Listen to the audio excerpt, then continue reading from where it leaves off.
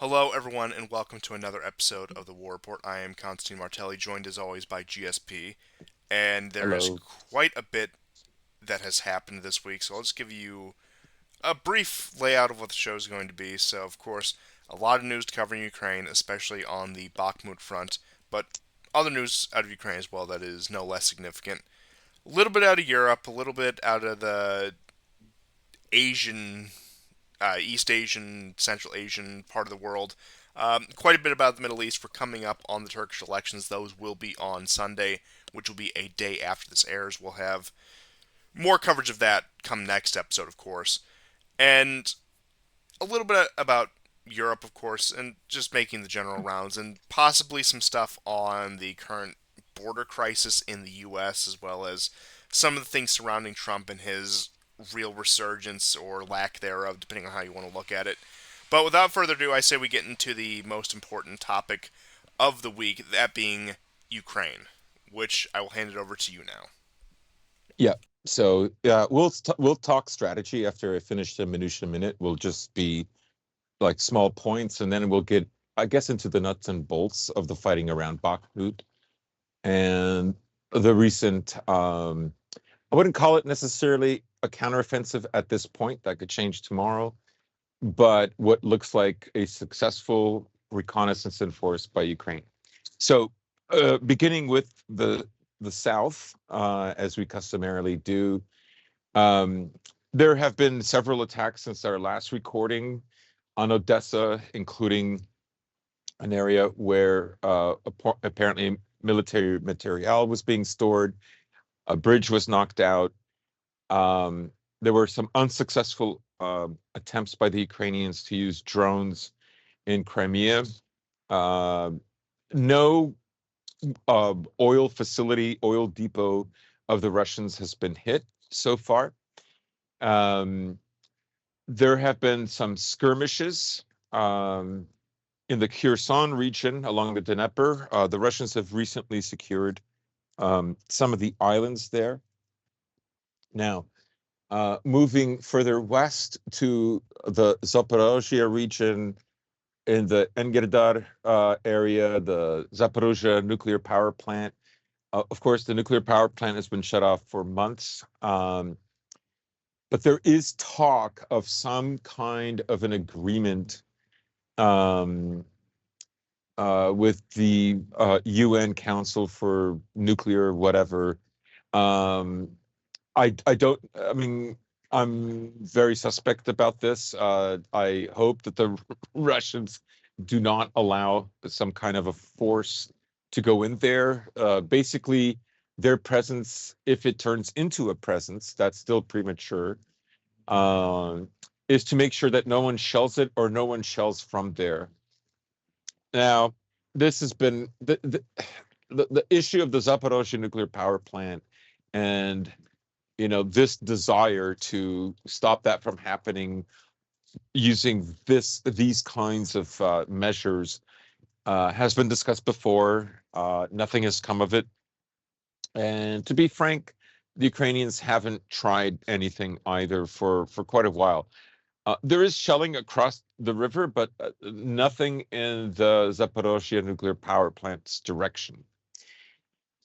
Uh, there are artillery exchanges all along the Zaporozhye nuclear, just the Zaporozhye front, east of the Zaporozhye nuclear power plant, away from the Dnieper River. There was a recent attempt by the Ukrainians to break through Russian strongholds in Nuclear that failed. Marinka is still a quagmire for both sides. And there's more footage. The Russians have made some very, very small gains in that area, but they have made bigger gains in Avdiivka. There was an area northeast of Avdiivka, which was contested, and the Ukrainians denied it. But film footage from the end of April, around April 28th, has emerged, and the Russians are there now. This is on higher ground, and so as I also understand, the Russians have begun pushing again in the southern southeast direction of Devka. That said, there have been shelling of civilians in Donetsk City, uh, particularly in the Petrovsky region of the city. And there was a major hit on, some have said it's a oil depot in Lugansk City. Lugansk has had very, in comparison to Donetsk City and Gorlovka, they've had very few attacks for some years now. But this one was successful. Two missiles were used, not different from one another. And these might have been, it's contested. There are photos that have emerged that are saying these are not the Storm Shadow long distance 300-kilometer range missiles that the British have promised. Now, of course, the Americans are overjoyed that the British have done it instead of themselves because, well, it removes responsibility on the Americans. But clearly, the British are doing it on the Americans' behalf. And we've discussed on the show many times that often the British are willing to be much more belligerent in some cases over the Americans. Oh, they have far more of Um, a stake in being belligerent because the Americans, yeah, while it won't be comfortable, they can weather this loss. But in terms of staying relevant, even as a lapdog of the American Empire, the British do need to go that extra mile. yes, yeah, that really is the case. And despite all this, however, who's it? Is it Ben Hodges? No, was it Wallace? Who's the Ben head Wallace of is the Ben Wallace? yes. Yeah. So Ben Wallace actually has now said that Britain is going to cut back on military spending, which is very strange. And remember that Ben Wallace and Hedges have been both like very adamant that they were saying months ago that the Ukraine was going to take Crimea, um, like in the spring or at the end of winter and so Oh, on. until those phone calls got leaked. Remember that one? Yeah, yeah, I know. So, um, but there was also shelling in Gorovka. Now, I don't know as far as Lugansk City is concerned. Some people say this was some kind of a repair shop that was targeted. Um, I don't know. Some say it was an oil depot. From the photos I've seen, I don't know which one it was. I would say it looks more like a regular building, and that might indicate that it's actually a um, a repair plant of some kind. It could also mean that oil has been stored there, so it's not obvious to drones and other, artillery or missile systems. So I don't know, but it could be one of the two, which is serious because Lugansk, like I say, has not been a target for a long time. They don't, you know, the region has been shelled, but the city itself has fared fairly well uh, ever since this special military operation has started. Now to Bakhmut.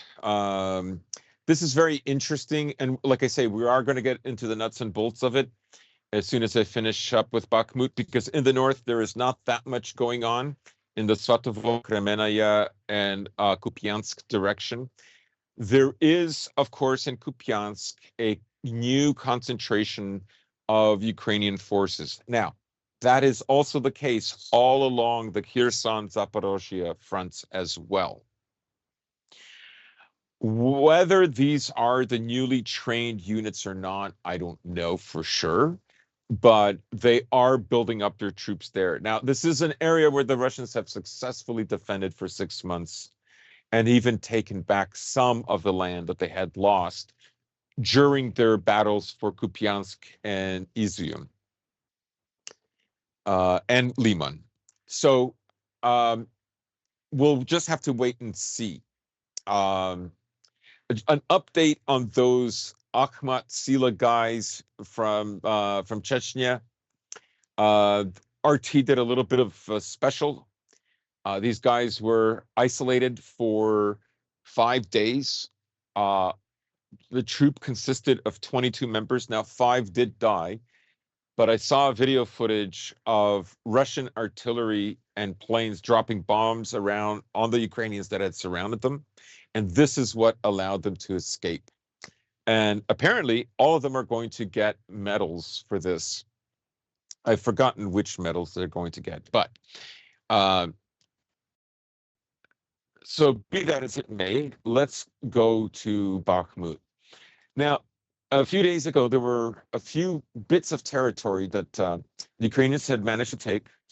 The Russians had managed to take back a little bit, but yesterday evening, there was a reconnaissance in force. It was not like the small forces that were used in Zaporozhye in all of April and at the beginning of May.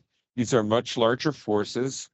The one in Solidar apparently had about 1,000 troops that included between 7 to 8 tanks and 25 to 30 armored vehicles. I'm going to assume they're BMPs. They could be American armored personnel carriers, not probably Humvees as well. I don't know, but they're not the Bradleys. These are the 113s, if I'm not mistaken. The aluminum coffins or whatever. So the attack in Solidar was not successful. You can see that what the Ukrainians want to do by attacking west of Solidar and by attacking head on where the two Russian salients on the north and south of Bakhmut are, that they would want to trap the Russians in there. And this is why I tend to think that um, it would be a bigger optics victory for the Ukrainians to deny Bakhmut to the Russians than to go headlong into Zaporozhye. Zelensky today said that there isn't going to be a counteroffensive because they're not ready. Now, the thing is everything that's been promised has already arrived. We know all the German tanks that were promised have been there for at least a few days, at least, and probably longer, if we're being honest. To get into the Bakhmut area, so in the south, the Russians lost less land around there, but the important thing is they lost land that they had taken up to the canal that goes along the west side and south of Bakhmut. It is west of Klishayevka. Remember, there were a lot of battles in Klishayevka. Azov was holding Klishayevka until they were pushed out. And it's Azov who has led this attack. It's fair to say that the Russians have lost thousands of men in this area around Bakhmut for territory that's not huge. It's significant, it's strategic, but it's not huge. And it's fair to say that in 48 hours, they've lost some big chunks of it. Now, I said that part of the reason for these salients would be buffer zones, and that the Ukrainians would not want to go into Bakhmut directly, that they would have to attack the salients. And that would give the Wagner forces inside Bakhmut city the ability to continue fighting. That has happened. Yesterday, it took about 220 meters, 400 meters. It is just slightly less than 2 square kilometers that the Ukrainians control in Bakhmut. In many ways, it was about the same when they were fighting in Mariupol and they controlled the Azovstal plant and the shore. It's about roughly the same area in size, about 2 square kilometers. In the south, one of the things that apparently had happened was, remember I said that in the last 48 hours, some territories were lost by the Russians. Not huge, not significant, but the Wagner forces went into these areas to fill in the gaps. And according to Wagner, another area had developed where Wagner wanted to leave this area and to have the Russian troops come in to take over. In essence, for the Russians to return to those trenches or positions. I don't know if these are trenches. From what I've heard, many of these areas don't have trenches. In any case, um, Wagner left to go fill up another gap, and the Russians say they didn't get the message. Wagner says they did, and that is what allowed the Ukrainians to take land in the south. In the north, I think it's a bit more straightforward.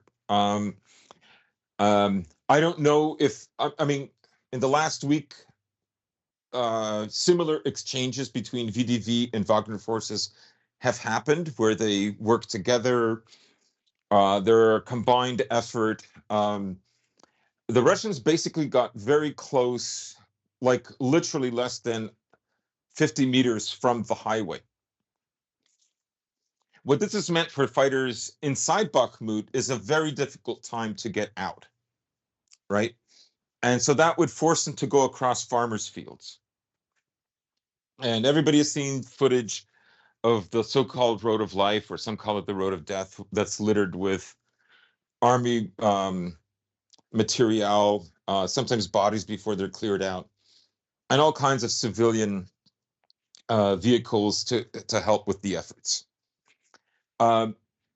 The chunk that was lost in the north is much larger than the one in the south, significantly larger. And it's an area where we've seen very, very heavy battles. I have seen video footage of the Russians getting clobbered there and poison gas being used. I have seen Ukrainians getting clobbered there in the same way in the trenches, like bodies half buried. And now new video footage has emerged. I can't say whether it's from the north or the south, but it was produced by Azov, and you see Azov guys killing Russian soldiers, Wagner forces inside the trenches. You can hear on the radio saying, "Finish them off." Um, there's an image of a guy. He's in a trench, and the drone keeps dropping bombs. He has made the choice to die, so he's not really moving away from it. And I think at the last moment, he kills himself with a grenade. In the hole next to him, inside the trench, you can see a helmet. This guy later emerges, and he's trying to talk to the drone. He's laid down his weapon, and he begins following the drone. Bombs start falling in and around him, but he manages to evade them. And he keeps following the drone. Eventually, he gets to the area where the Azov guys are, and his helmet is off, and then he appears in a video saying, "I was this guy who did this, who surrendered." There's another one where a guy just shoots himself. They're saying that maybe they would have survived. I don't know. Like, I don't know what's going to happen to this guy after he makes this video. I don't know whether he'll be tortured and killed. It wouldn't surprise me. As it wouldn't surprise me either. Azov has a very bad reputation for this, but I would say the Georgians and the foreigners who come in are even worse than them. Um, Azov has a bad reputation with killing civilians, but and also with soldiers. But I was quite surprised by this. I found this video in the replies of a post made by Russians with Attitude on their Twitter account. So I don't know if people want to dig it up. It's a day old today, and today is Friday, May the 12th. So if you want to, so that's the Minutia Minute. If you want to get into the nuts and bolts, like what do you think is going on? Is this the beginning of a major counteroffensive by the Ukrainians? Is this just trying to free up the road? Because there's just like, is there a point in taking Bakhmut now? I, By I the would I would say if I had to put a definitive take on it. This is something of, for lack of a better term, an A/B testing where they're probing the Russians, seeing what would a proper counteroffensive require. I do not believe this is the counteroffensive. Yeah, Perhaps it is a proper relief of Bakhmut. It could be that Bakhmut, excuse me. But I think more of what this is the preliminary phase where they are probing, they're prodding and jabbing, trying to figure out what exactly would need to be done. Because if this were the counteroffensive, especially all the equipment they've received, everything they have, the fact that they're drawing more and more Western Ukrainians into proper frontline service, as we discussed last week, and they yeah, continue to do this. They, I personally believe, now I could be proven wrong on this, that if there is a counteroffensive, it is going to be everything that they can possibly spare because it's getting to that point in the war. Now, look, they've put the Russians on their toes, like we've seen now, like we saw last end of summer into fall, August, September 2022. But really, looking at the state of this war, time is simply not on Ukraine's side. This is nothing new. This is nothing unique. Even from this program, time is not on Ukraine's side. So they would need to throw everything they can in order to convince the sponsors of this war, that being Washington, Brussels, London, etc., etc., etc., as I'm sure we all know, into continuing support for this war, as opposed to at least what some of the rumors say about forcing Ukraine to negotiate. Because I do think that is a major fear of the Ukrainians at this point, even if it is just a temporary ceasefire. The fact that they're going to have to be pushed in some sort of negotiation that's going to make them look weaker, and that even from the fear of the Western strategists, even though they might be willing to accept some sort of temporary ceasefire, they don't want to give Russia the upper hand in any way, shape, or form, even if that does require pouring more and more into this black hole of Ukraine. And that's not even addressing the China question, which seems to be relatively stagnant for now. But if that ignites, we're going to see, as we all know, a whole new dynamic on Ukraine that Ukraine is probably going to be very quickly forgotten about. Now, I'll get into some of the China stuff later in the show. I don't want to mm, dwell too much on that right now.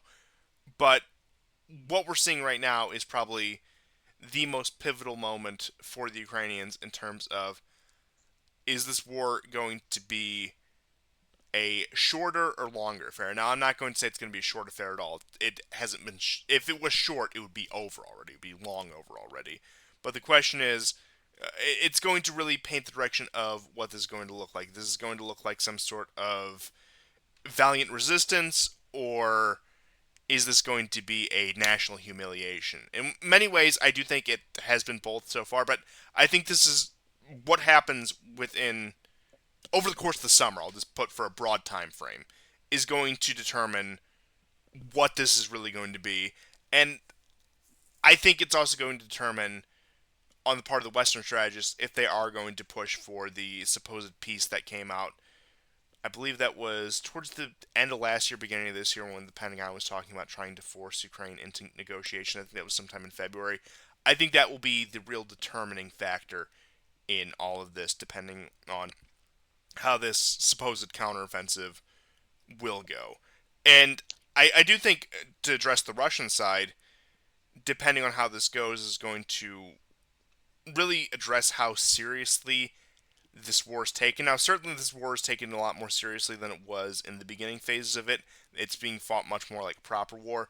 But it is still very, for lack of a better term, lackadaisical on the part of the Russian strategy. They aren't, once again, they aren't treating it as the war that they're portraying it as, where it's this great civilization war, in which many ways it is, don't get me wrong. But, and look, I feel like I'm just parroting a bunch of things that, number one, I've already said, and number two, you and just about everyone else under the sun's already said.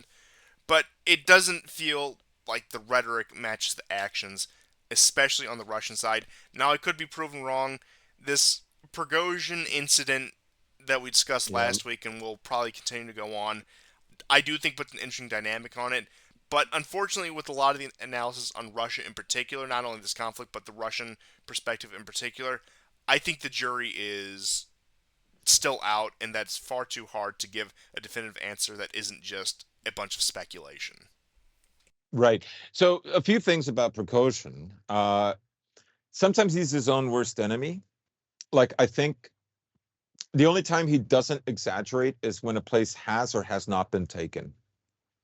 He's very clear about that. He's very honest about that.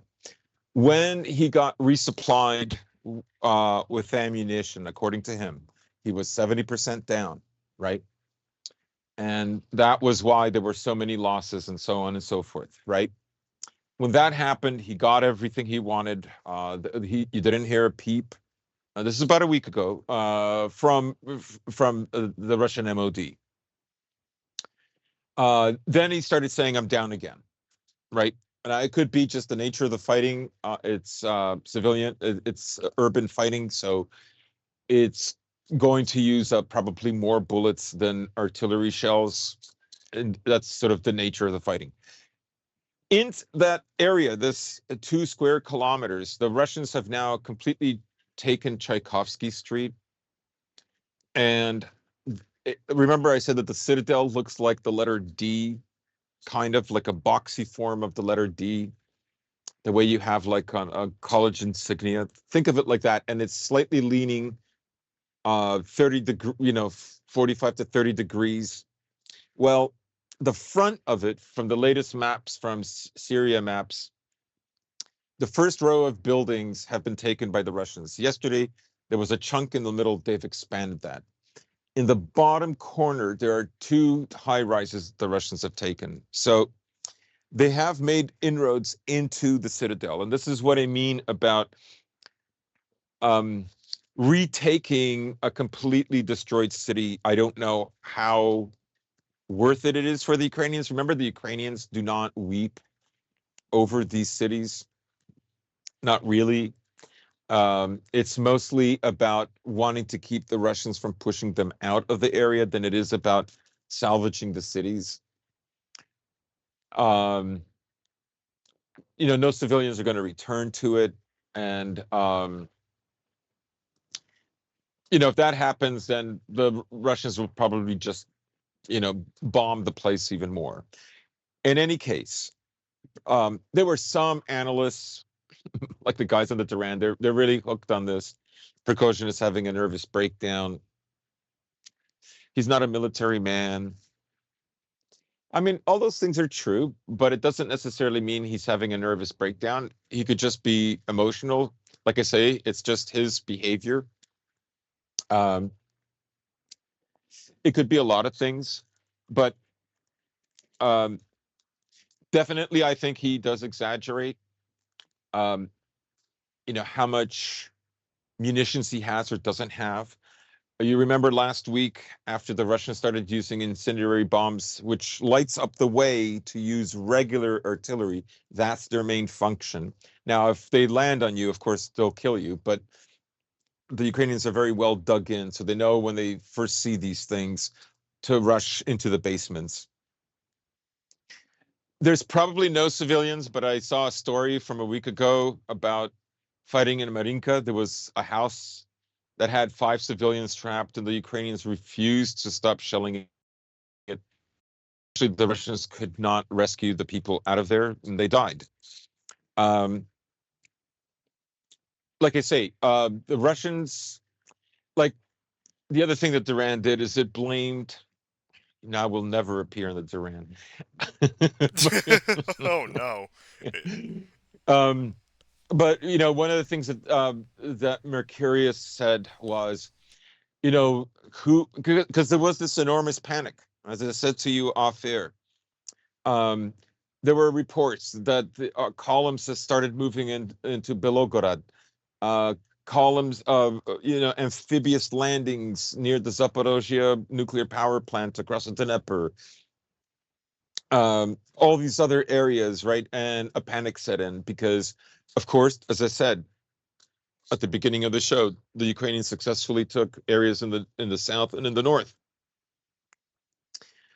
More in the north than in the south, but that's also probably because they are still using that road. There's no, eh, honestly, in the south, it's less important because The road that leads into Bakhmut in that direction is totally under Russian control right now inside the city itself.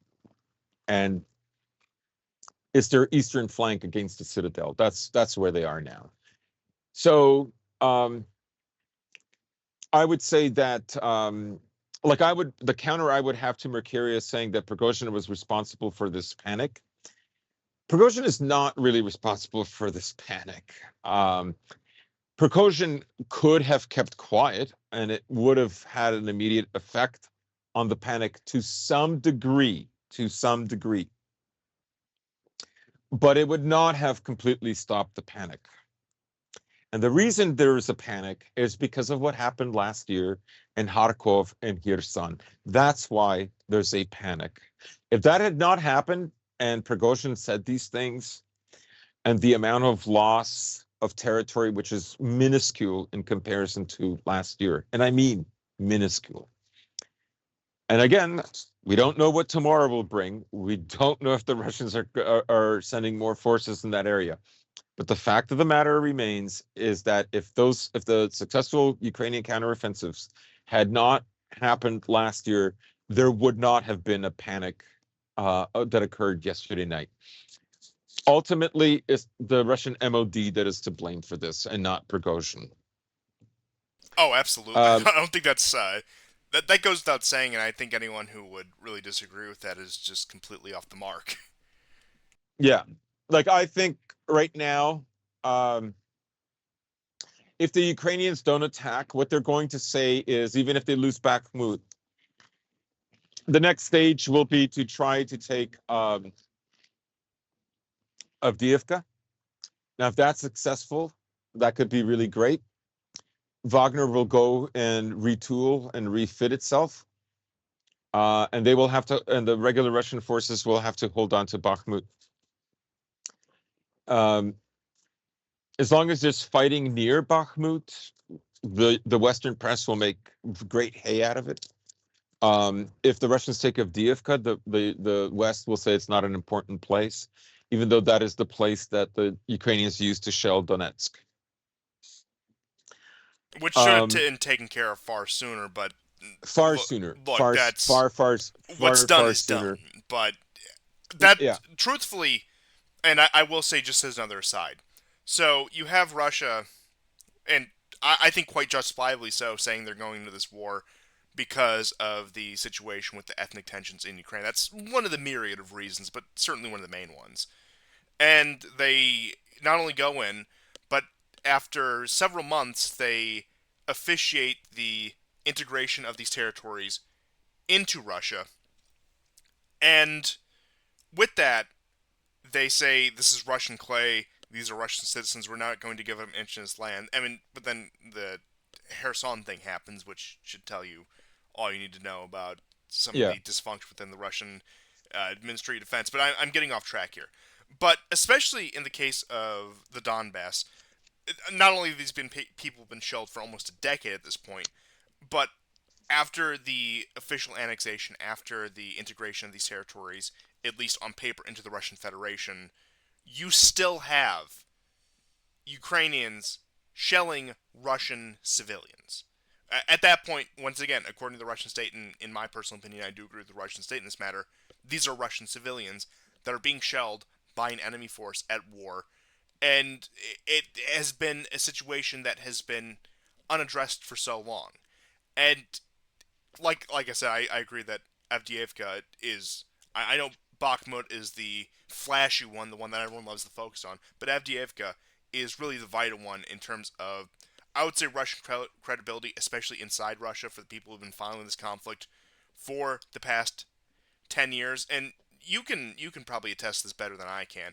But although it wasn't necessarily something on the conscience of the public in general, it was still a significant part of public consciousness that there was this conflict in Donbass and that there was this situation with ethnic Russians and the treatment they're facing at the hands of ethnic Ukrainians.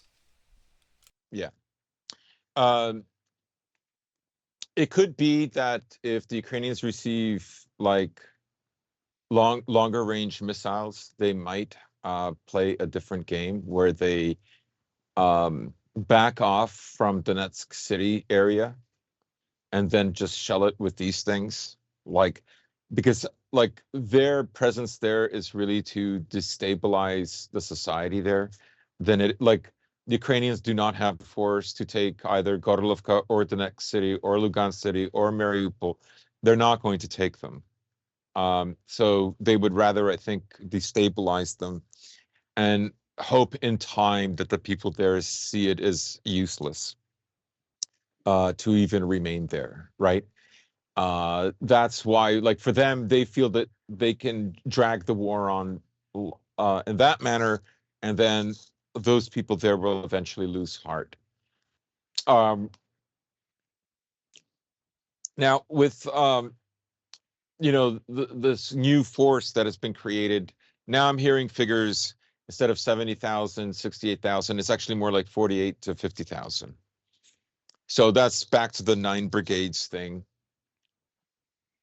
It could very well be that the Ukrainian command is thinking maybe it's better to just defend Konstantinovka, Slavyansk, and Kramatorsk, and it will cost the Russians a lot to take these areas. We'll just fortify it like Bakhmut, because remember, the Russians were not I mean, they were not in Bakhmut proper really until like December of last year. Like being on the outskirts of Solidar, which is to the northwest of Bakhmut, is not being in Bakhmut. And those there were some very, very tough battles just to get Solidar. Now the Russians were actually very effective in Solidar, particularly Wagner. So it's hard to tell. There's about a week of very good weather where there will be no rain in this part of Ukraine. And if the Ukrainians want to go on a major offensive, they can. It could be that like they might be looking for, I don't know, a win where um like they might want to prolong the battle for Bakhmut for all I know. They certainly have a force now to push the Russians at least halfway out of Bakhmut, in my opinion. It's up to the Russians. They still have, like I saw another report that they have forces in the north, I believe around Belgorod or around the Kursk area, like 160. I don't know why they're not in. They know they're going to have to go in. It's a funny thing how this war has been prosecuted by the Russians. They still insist that it's a special military operation. Now, if it was an all-out war, there would be carpet bombing, the kind that they did in Chechnya, or the kind of carpet bombing that the Americans did in Iraq. And both There's, domestically and abroad, a formal declaration of war would carry so much more weight, and not even necessarily for the betterment of the Russian war effort at that point. yeah, you don't know how will the Russian public, like the Russian public is at a point where like they want this to happen. But if it really does happen, will they want it all that? Will that divide the society? Because at the moment, from what I'm hearing, people in Russia, who kind of keep up a little bit with the war effort, it's not disturbing their day to day. It's not all that dissimilar to the way the Americans treated the war in Iraq. It's partly forgotten. And I think just as important, and arguably more important in some cases, is how would the West react to a formal declaration of war? A full, total war on Russia's part. At that point, there would have to be some sort of intervention. Maybe not by the Americans or even any of the proper Western powers, but they certainly have to send a proxy in there. Almost guaranteed Poland would go in if there was a formal declaration of war between Russia and Ukraine. And I still maintain that, and I know it's bold, I know it's a bit out there, frankly, but I believe that Poland will enter this conflict in a much more formalized manner, and possibly even formally, by year's end. And with that, once again, we were discussing this off air, and perhaps we should have recorded this part because I feel like we had a very productive discussion. But We did, yeah. reasonably so, the Russians do fear being too successful in this war because of the cascading effects that could have when it comes Yeah. to the West's involvement in this war. Because if, let's say that they went total war from 224 2022 onward, especially before the Ukrainians were exhausted, before the arms shipments came in en masse to Ukraine. The reaction from the West, we would be in a much different situation. We would be in a much more dangerous world had Russia went completely into Ukraine, carpet bombed, all of that.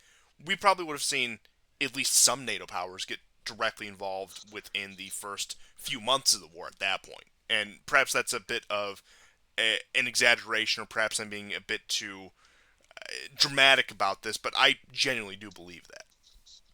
Now, I've listened to some analysts who have said that if Russia is successful, the West will back off. I tend to think, based on, I'll bring them up again, based on Milley's comments, that if America loses the war in Ukraine, or he says Ukraine loses, but he means America, then the law and order of the Western law and order system will collapse, right?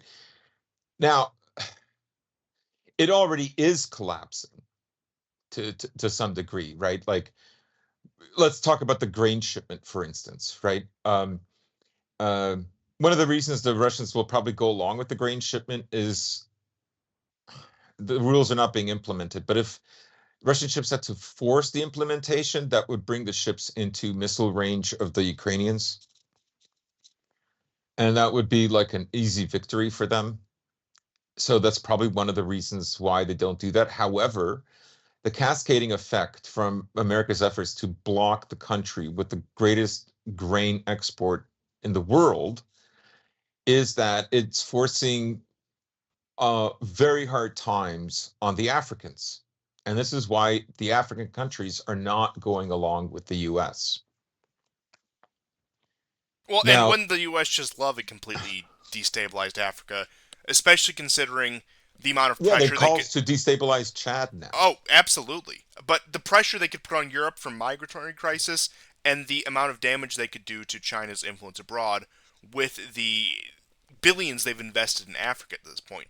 And at that point, uh, look, some of these ideas I come up with as I'm discussing them because the only way you can really come up with them is to bounce them off. But I do think actually discussing this right now, it is plausible that a completely destabilized Africa is the next move on the part of the U.S.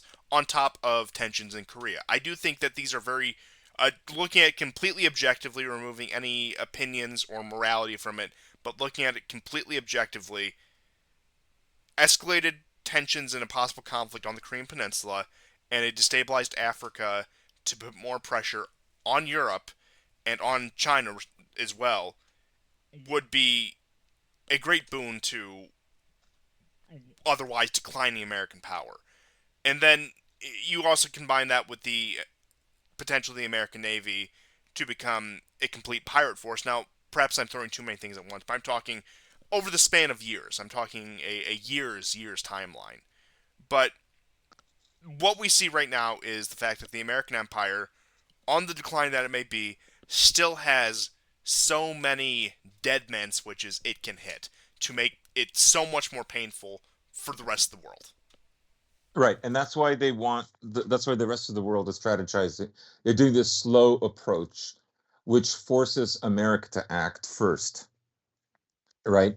And they're hoping that this will cause their populations to lose heart and to turn against their leaders.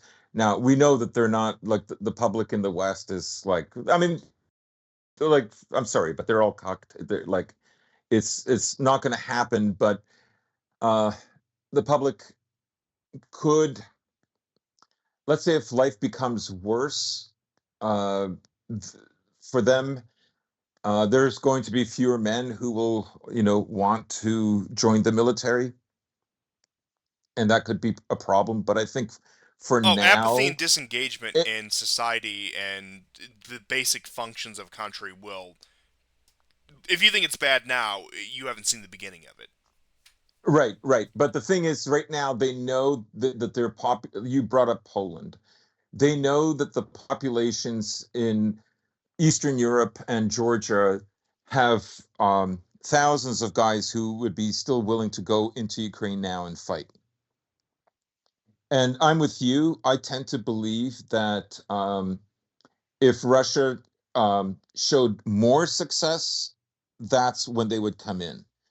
What the Russians I think are doing right now is through attritional warfare, they want to destroy just honestly the male population of Ukraine, and we're already seeing signs of that. We've talked about the graphs that were recently published in the end of April, I to and the point where they're number one conscripting Western Ukrainians into actual frontline positions now, and yeah, they've also been doing this for several months, contacting foreign embassies and consulates to try to get them to what is effectively extradite Ukrainian men of fighting age out of whatever pro-Ukraine countries that might be, whether that be West countries in Western Europe, U.S., Canada, whatever. So they're becoming much more desperate. I mean, and that's on top of all the videos that we've seen throughout several parts of Ukraine with just throwing men in black vans off to training. And once again, if I'm to believe some of the claims that come out, which while they do sound drastic, I think they're closer to the truth than not. That some of these men are only getting 3 to 5 days of proper combat training before being sent into the front to pretty much serve as a meat shield. I completely believe that, but I am curious with these Western Ukrainian troops. A lot of these ones are the ones who joined the so-called volunteer battalions and went abroad to train with Western militaries, whether that be British Special Forces, the U.S. military, whatever it might be. I am curious how will their skill compare to the conscripts that we have seen, because logically they should be able to put up a much more fierce resistance than a lot of the central and eastern Ukrainian conscripts who have been the backbone of the Ukraine, and frankly still are the backbone of the Ukrainian military at this point. But in any mhm. potential probing or even counteroffensive, it seems like they're not going to be a majority, but a significant chunk and a possible spearhead of all of this are these Western Ukrainians who have spent months abroad training with some of the most skilled military forces in the world. Yes. Today I've sent you some images of like Azov guys who've been liquidated the last 24 hours. Also, some more guys from Western Ukraine that have some kind of notoriety for being in a special battalion or brigade that's known for I don't know, like strongly associated with Semyenko or Bandera or like whatever other Ukrainian nationalists. Um, Yeah, this is completely off topic, but I need to ask the experts in the audience. I need a consensus opinion on where Bandera is on the Norwood scale. well, they erected a new statue to is Semyeniuk or Semchenko. He was another nationalist, less prominent than Bandera. This guy like wrote articles about how great it was to kill like 25,000 people and all the Poles and the Jews and the Russians have to be liquidated and then filled in with Ukrainians. And he has a statue built there. So like, Not only um, bloodthirsty, but I know he's long dead now, but not only but his ideas aren't. Point being, not only bloodthirsty, but extremely delusional. And I mean, you can be one or the other, frankly. Having bloodlust for an attainable goal, while it doesn't make it morally correct, it makes it easier to stomach even just watching from afar, at least in my opinion. But that amount of delusion coupled with some, and again, that's talking back then and contemporarily, but that amount of delusion coupled with the willingness to go to those lengths is just particularly disgusting to me personally. yeah, yeah, me too. I mean, I tend to think like if there was going to be a quick end to this war, um, in Ukraine's favor, then those statues wouldn't be built. Like, there's no way that um, in a new scenario where America wins another proxy war, is going to allow like this kind of Ukraine to fester. Like, if that were the case, it would literally bring in Poland to fight against it. Oh yes, like I Um, said, the best case like, scenario for these people is that they get to become mercenaries and fight in other American wars. Worst case scenario is, I would say they actually. Well, here's the real question: who would be harsher to these, the Western tribunals or the Russian tribunals? I mean, logic would say the Russian tribunals, considering the fact they've spent a decade at war with these people. But the West also has a massive amount of damage control to do, especially with their civic religion of being anti-national socialist, just to put it in YouTube-friendly terms. So, I mean, but either way, it's not going to be a fun end for them. I mean, maybe the International Criminal Court will have a new wave of something to do other than issuing arrest warrants for Putin, is taking care of these extremists that came out of Ukraine after they yeah, served their and they'll do it purpose. on the down low because, like, Of even the Hague, course, yeah, they'll. even the Hague last year tried like, um, two or three Albanian warlords Yeah, that's exactly what I was going to get in. for war crimes. They would treat them the same way they treat the Albanians, the Bosnians, and the Croats at the International Criminal Court, where all these people serve the ends of the American Empire, but they're bad optics, they're loose cannons, they're whatever, so they need to be taken care of. We do that completely quietly, but anytime a Serb or whatever shows up from the International Criminal Court, it's wall to wall coverage. And it would be the same case with the Ukrainians. If by any chance they get their hands on some sort of Russian commander, they're going to completely drag him through the mud. They're going to make a complete spectacle out of it. But when they inevitably have to tie up the loose ends of Ukraine, this is going to be something that is ignored by everyone except people like us. Yeah, yeah. There will be another, I don't know, tranny shooting, or Oh um, no. another I mean, huge you're mass right, of people. but But there'll always be something. So, like, it'll just go unnoticed. No one will care. Um, so yeah, I mean, that's in some ways, to me, that indicates that they're probably like, this war is going to go on for years. Um, that's the way I see it. And again, I can't say definitively that if Russia takes back more, like, there is pressure on Russia, like I say, to show more success. Like, you cannot keep telling people in Donetsk city that, like, guys, like, I know it's really rough, but we're fighting an attritional war. Like, they deserve better. They deserve much, much better. And you know, you've brought it up before, and it's probably the case that Russia is going to have to call for another partial mobilization. They have about 2 million reservists.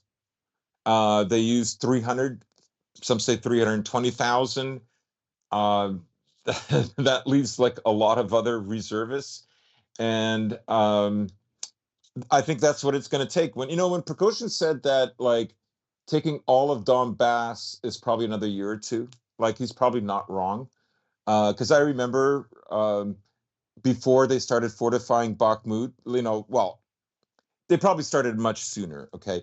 But when you had the first Western press showing them fortifying Bakhmut, digging trenches inside the city, and all that, I believe that was like December, um, or maybe late November, but December of 2022. So I'm sure that all kinds of defenses are being set up in Kramatorsk and Slavyansk. Like, even in the Zaporozhye region, people talk about the Russians moving um, civilians out of there, but well, so are the Ukrainians, and they've been doing that in the Ukrainians have been doing that in Kupiansk for quite some time. So, I mean, something is going to have to happen. Um, both sides are waiting for the other to do the offensive because both sides believe that, the offensive is going to be more costly for those that are doing it. And what they're waiting for is one guy to exhaust himself doing the offensive, and then the other guy counterattacks, and he has a much easier time. taking taking over, not only regaining like his territory that he lost, but then doing even more. And I think that is a strategy. I mean, we'll just have to wait and see. Russia is, I think, playing this attritional war because they want to see the West get to the point where um, it doesn't have enough material and Ukraine starts running out of men. And then, like, the West will have to make this decision. But the optics will be that Russia has not been very successful in Ukraine. So why go in?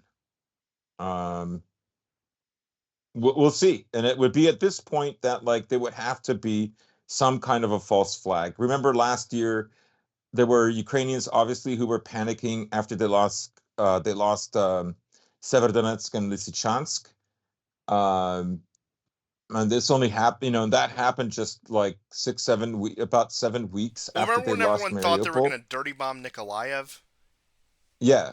So like every time the Ukrainians begin to panic, they try ways to get NATO involved. And that's why I think like now there's been a counter theory like why are the Americans pressing the Ukrainians to go on a counter offensive? Let's say it's not all like 4D chess. Why are they continually pressing Blinken, Sullivan, like lots of American officials, Milley saying they have everything they need, they have everything they need, they have everything they need. So, okay, so why won't Ukraine do it? Right? Like, if America, like, what I'm saying, I guess, is Ukraine is saying, we know America wants us to rush into this and it would be a disaster. And we need America because, like, frankly, if America and the West didn't fund us in the first month of the war, it would have been over anyways. I mean, Ukraine had 1,000 tanks, Yes, yes, and over that's over 2 or 3,000 MLRS systems, over 3,000 infantry fighting vehicle armored personnel carriers. Right? Like, why are they asking for this stuff if and if I their losses are so minimal? Like they get, and even this batch is slightly smaller than the batch they got last summer. Right? So why are they asking for them if they're not losing them? Um. well, I think that So touched on another point talking about how Ukraine would have lost this war a month in if it were not for the West. It really harkens back to a lot of Orban's comments since the beginning of this war, saying that this is a U.S. Russian proxy war, that Ukraine is an insolvent country kept online only by the West, providing it with yeah. material and finance. And once again, he's completely right about all of this. And really, I think had it not been, once again to reference this, for Boris Johnson pulling his little stunt in Kiev in March 2022, this war probably would have come to a pretty rapid. Now, maybe it wouldn't have been long lasting, but would have come to a pretty quick ceasefire. And what would have come of that is really anyone's guess and not really important now because what once again what's done is done.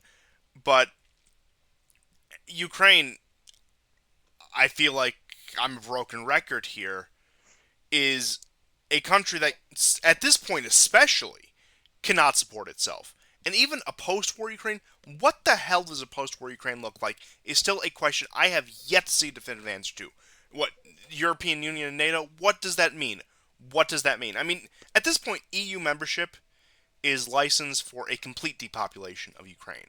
And look, maybe you want to get into some of the, let's just say, more controversial theories about a certain people wants Ukraine depopulated so they can use it as a second Mm, promised land. I don't necessarily buy into that. I don't discount it, but I don't offhand buy into it. But I don't buy into it. it does raise some questions onto, well, what's the plan for Ukraine? Now, look, it's a resource-rich, fertile farmland country, so we all know why they want it. Even with the loss of Crimea, which is one of the most strategic ports that they could have, it's still a valuable piece of real estate, so to speak. But in terms of actually having it be sustainable and not just be a black hole of funds, even post-war, I still, even from the enemy's perspective, do not understand what the plan is here. Well, I mean, they basically want like such a failure. They want to repeat Afghanistan in the 80s for the Russians. They're hoping they can replay that, and that in itself will, um, cause like the system to collapse, and they'll restart the 90s, but this time there'll be balkanization. I think that's what they want. I I mean, mean, yeah, I think we all understand that, but I'm talking about realistically, and because that's a pipe dream. I'm sorry, like, look, I'm not going to say that's impossible. I'm not saying that Russia can't completely botch this and set off a chain of events that leads to its balkanization, because I do think that is a completely legitimate fear on the side of especially some of the more, let's just say, overzealous Russians. And I've actually talked to some guys who personally hold this opinion, and I don't begrudge them for it. I don't think they're stupid for it. I completely understand where they're coming from. But in terms of Western strategy, I don't see how they can think that they can balkanize Russia. Have they grown that arrogant? Are they that caught up in their own fantasy? Are they that caught up in their own narrative that this is what they're really trying to do going forward? Because I understand that's the ideal, and it completely makes sense why that's the ideal. But the question is that also the so-called realistic approach on their part? Is that the only thing they're going to settle for? um, I think it's a very real possibility that if it looks like the Russians have no way out, I think that's when they get the plane. I mean, they have like 800 planes. Okay. They have enough glide bombs now to even do it more accurately, and they just carpet bomb the place.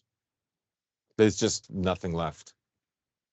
Horrendous amount of civilian casualties or whatever, but they'll say, "I told you not to do this." And now, how is the Russian public going to react? I mean, I think if they did that last year, it would have looked at as a sign of weakness. And despite how many people want like a quick end to the war, they would have not agreed with that.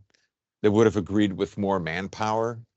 But honestly, I think like this is an existential struggle, and there might be a gamble in the future where they'll say, we carpet bombed Chechnya and they recovered. Well, we're just going to have to carpet bomb Ukraine, and they'll recover eventually. And if the Americans move in, well, they move, and then we've got something else. But we're going to have to do this because we can't. Like, I'm just, high octane um, prognostication right now. So maybe maybe I'm completely off, but I think it is a real possibility. I do think it looms in the background. I would completely agree on that point. And the last piece of news I have for Ukraine in particular, before I get into some of the stuff we have about Europe, is about, as you were saying, the UK is really sinking its teeth into this war even more so than the US has, and that they actually have provided long range missiles to the Ukrainians that are capable of striking Moscow. And the Russians have said that this is a, quote, extremely hostile act. And these are, if you want to look more into them, these are the Storm Shadow missiles.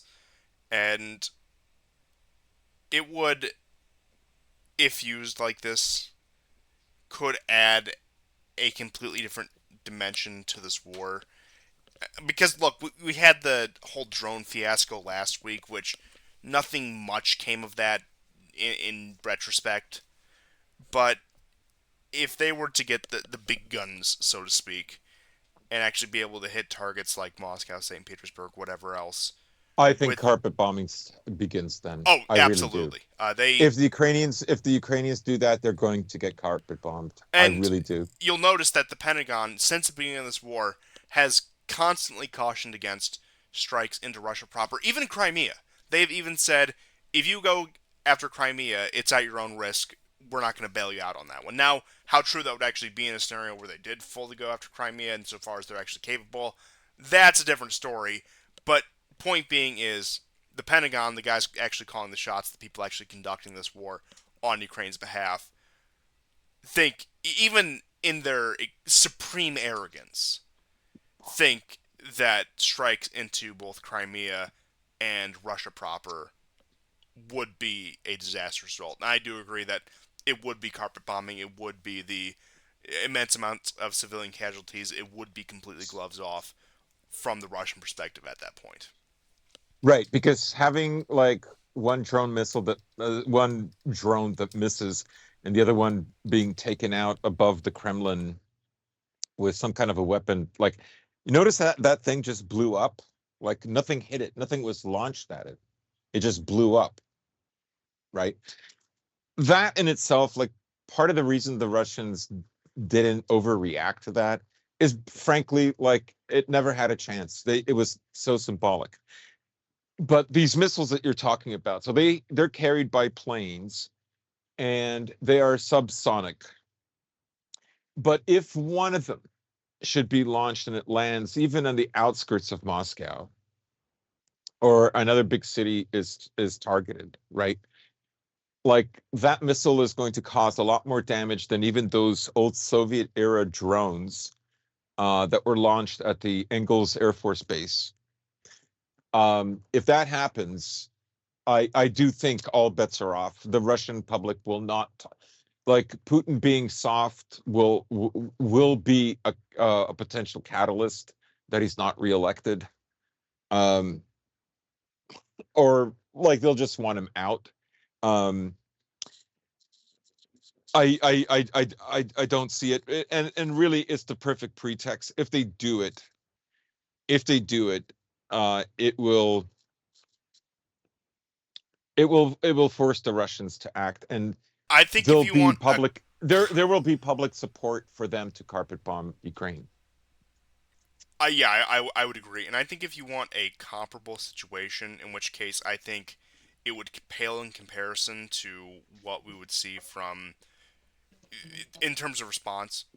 Mind you, while Russia had small scale operations supporting Syria from about 2013 onwards, the impetus for full intervention is when that airliner was blown up. Yeah. And when St. Petersburg, I think there was a metro bombing around the same time as that. Maybe I have my time frames off, but that is what completely sold the public on full intervention. And that was on a, not to downplay the loss of human life on something like this, that was on a far smaller scale It than was the casus belli. exactly. And like I said, that would pale in comparison if Ukraine were to launch long range missiles into major Russian cities. And I think they know that. And I think that these weapons are pure posturing.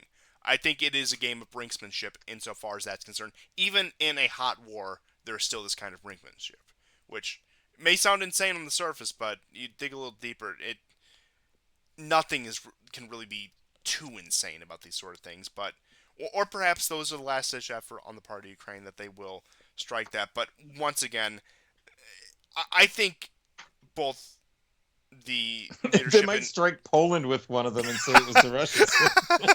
the Russians with their British provided missiles, as we all know, maybe another tractor will be the next casualty. Who I mean, Zelensky was in an interview and he said that I think this war will be over by the next American election, and he also said I don't even think like those guys in the Kremlin are even going to be alive, you know, and they're not going to die by natural means. okay, Now, I'm sorry. I am sorry to to sidetrack, be fair, but he looked high when he said it. I mean, of course he did. Number one, and I'm sorry to sidetrack, but before we get into European news, I need your opinion. I need the audience's opinion.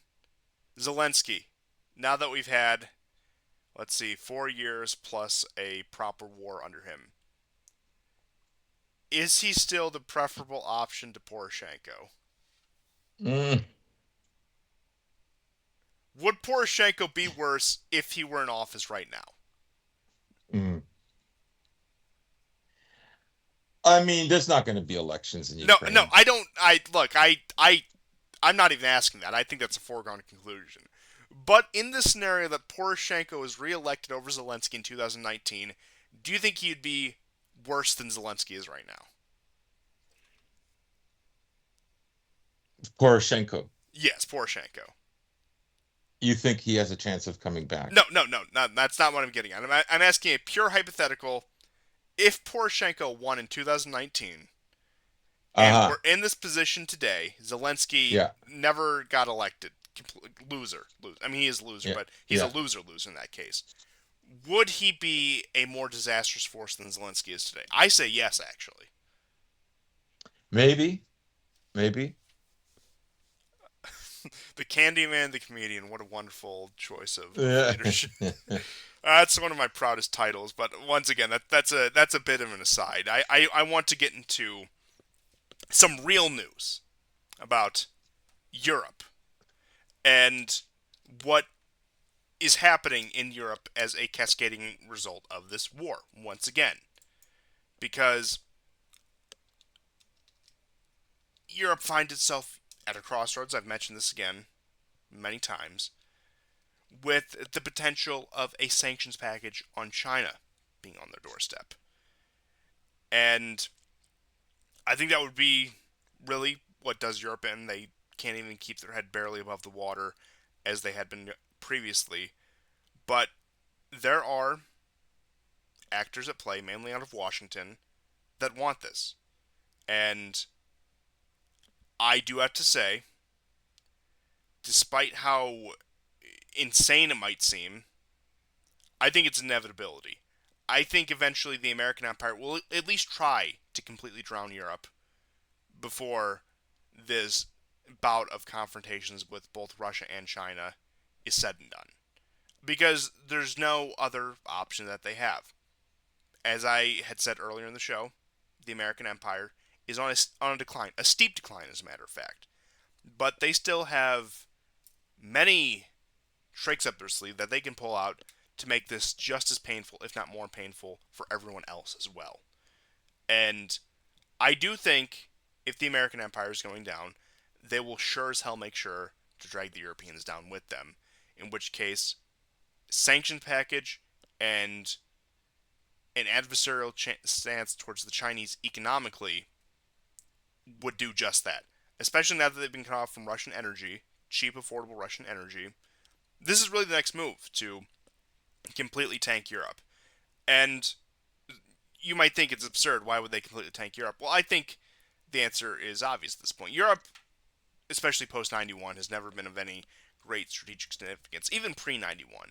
But it has been a matter of depriving it from the other rather than keeping it for yourself. It's not exactly there was any like great geography or resource. Not that there was nothing, but in terms of what they actually got out of what they invested in Europe, it was purely a preventative measure to keep it out of the hands of the Soviet Union, later Russia, and now, as we see, a rising China. So they will do everything. They will do full scorched earth on their vassals before they let them fall in the enemy hands. And that applies, in my opinion, uh, to what amount of damage they can do to Turkey. We'll talk about Turkey a little bit later in the show. To what remaining influence they have in the Middle East in general, and arguably even somewhere like Japan. I think they would go scorched earth on. Now I know Japan has gotten a lot more lax treatment than say the Europeans, particularly the Germans, as they have been allowed to have oil from this Colin pipeline and have not been as affected by the economic fallout of this war. Now, granted, Japan and Russia were much less economically intertwined than Russia and Europe were, but I could even see them pulling the plug on something like Japan. They're going to drag down as many as they can with them to deprive them from the other. That is really the end game of the American empire. If this steep decline becomes terminal decline, which I'm not saying it's going to anytime soon, but I think we'd be lying to ourselves if we said there isn't a very real possibility that happens in the near future. Yeah. But to get I in, mean, go ahead. I don't know. You're talking about this, and we've discussed on the show how bad, especially Britain's economy is. It's the worst performing economy in Europe. I understand some of that is for leaving the EU. But in other news, I don't know if you were going to get to it. I hope I'm not preempting. But Hungary and Serbia have agreed to build a pipeline leading to Serbia through Hungary from the Druzhba pipeline.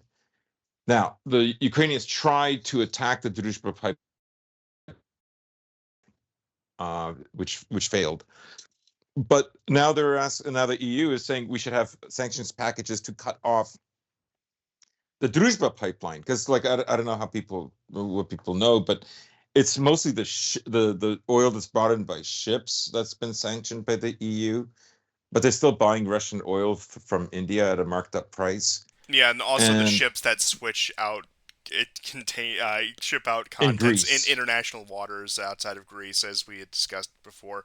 These yeah, very convoluted ways they get around sanctions while still profiting the Russian economy, which once again only yeah. serves to harms them, which really makes you question the point of the sanctions. I mean, if anything, America has tapped into a kind of ethnic hatred of Russia in Europe, and I mean, I know the populations are divided. There's a lot of Poles and Russian and Germans, sorry, that like want this to stop.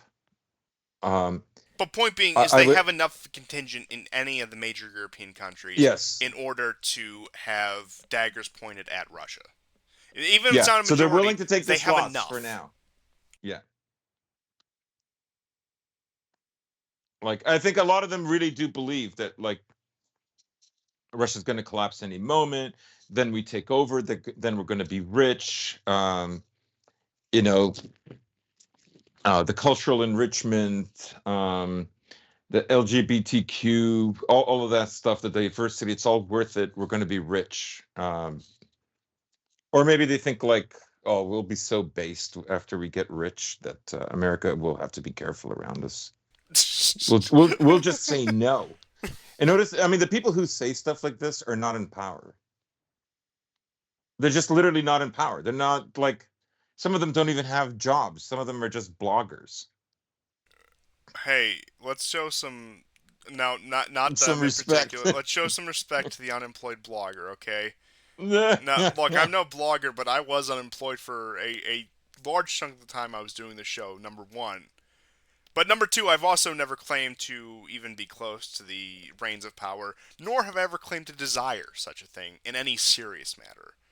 But Yeah. that's far off. But point being is, I think I know what you're getting at. It's these people that are on the complete margins of society until something like the Maidan happens, and then they exist as the spearhead of this, only to be completely trashed once their purpose is served. Yeah. And it's a pattern that goes time and time again, and more countries will fall victim to it. I guarantee you that because they always do. And what country will be next? Will be in Europe. That's a whole another thing. But you were It's an talking. innocence that they have to lose, right? Yes, They're in the yes. process of losing their innocence about America. So like that's just what they have to go through. Yeah, yeah, this isn't cowboy Ronald Reagan country anymore. Not that that was much better, but at least that isn't something you look at with complete. Look, it's not a moral abomination. There might be a myriad of problems with it, but it's not a complete moral abomination on every level. Let's put it that way. Let's put it that way. Yeah. But returning back to what you were talking about, the deal between Hungary and Serbia, I'll just jump right into that about the expansion of the pipeline. And this is joined with another energy agreement announced out of Europe between Austria, Germany, and Italy, looking to develop a hydrogen corridor. And they are trying to, once again, this goes back to actually what the dispute over Libya was about 3 years ago at this point, trying to tap into those energy resources in order to bring those into Europe. So a lot of these Mhm. projects that were initially scrapped are being revisited, including that one Eastern Mediterranean pipeline that involved Israel, Cyprus, Greece, etc., etc., and that Turkey was opposed to because they had the rival energy project. But we're seeing a lot of these projects that were considered superfluous or not worth the investment being taken back up because what other choices they have. And even that one Scandinavian pipeline that had the groundbreaking just days after the demolition of Nord Stream. I can't remember the name of that one. But we are seeing, not that it ever took a backseat, but we are seeing at least much more attention showed to the pertinence of a lot of these energy questions in Europe, which is really at the root of a lot of the conflict. Now, I'm not saying Russia and Ukraine is attributable entirely to energy, but we'd be lying to ourselves if the energy supply of Europe was not a major question in this war. In fact, one of the large reasons I think the U.S. is prosecuting this war is because of the energy supplies and because of the relationship to Europe, and that they did, even despite the annexation of Crimea, even despite a lot of the uneasy relationship between Russia and the European Union and several individual European countries, they did fear too much of an integration would marginalize the Americans on the continent. Once again, I'm Hmm. recovering old territory here, but I still maintain that is one of the biggest reasons the U.S. did what it did in regards to Ukraine. Hmm. Hmm. Yeah. And moving on from that to some more European news, the German arms manufacturers have reaffirmed their commitment to Ukraine, so the endless supply of arms and ammunition to Ukraine will seemingly continue until that runs out. We do have several countries within the European Union pushing to ban the import of European grains, and that includes Slovakia, Romania, even Poland, Hungary, and Bulgaria until June 5th. And they actually got the European Commission to announce these restrictions as well. So, and that's on top of the contamination of grain. So that actually did go through. There is some moves out of some pragmatic move out of the European Union in order to preserve the economy of some of these states on the fringes, and I mean that in just quite literal geographic sense that they are on the edge of the European Union. One of the smaller stories I wanted to talk about before getting into some stuff about Georgia is the deportation of the Russian man from Latvia. I don't know if you saw anything about that. And and I really, mean, I know that's been going on for a while, but I haven't looked into it recently. but the most recent bout of one where they deported this old Russian man, and it was like a whole public spectacle. I think he was actually a Red Army veteran. I think he was actually that old. But it was this whole public spectacle because it was right before the Victory Day celebrations in Russia on May 9th. And look, I'm not going to try. I'm trying not to take a moral outrage position on either side. You might say, well, oh well, the Latvians have the right to expel foreigners from their country because they're a sovereign state, and Russians will be used as justification for foreign intervention. Blah blah blah blah blah blah blah. But while I think it may be tragic on an individual level, I don't think it's the worst thing that's happened to ethnic Russians abroad. The fact that this one old man got deported back to Russia. But I do think it shows a certain behavior and a certain mentality on the part of states like Latvia that it's this rabid Chihuahua effect where now we can oppress the Russians. Now we can stand up Yeah, and yeah, push yeah, back yeah, against yeah. them, despite the fact, well, gee, who gave us the Soviet Union in the first place? Who were the ones Wow, to? remember when we made up like a huge portion of the NKVD? Yeah, remember when we were Lenin's personal bodyguards? No, no, don't talk. Yeah. Please don't talk about that. Our look, we may have done that, but our sons joined the SS. Notice how the Latvians ever focus on one of their controversial heritages, and they prefer to completely expunge the other one. Look, Yeah. we're okay with the fact that our grandfathers were in stall homes. Don't ask us about our great grandfathers in the Cheka, though. That's where we draw the line. But it's just absurd. I'm sorry, but this story doesn't have much significance on its own. But once again, I think it really touches at the mentality and the way that these states conduct themselves that is just really so clownish. I can't think of really any other word than clownish. That I mean, it's not even like I suppose you could say with the Lithuanians, the Poland, Lithuania, whatever, even though it's mostly Polish dominated. But what great history is Latvia harkening back to when it comes to standing up to the Russians? I mean, I don't mean that as a general insult to Latvians as a people. I really don't have any strong opinions on them beyond the fact that they behave like rabid chihuahuas, especially in the modern context.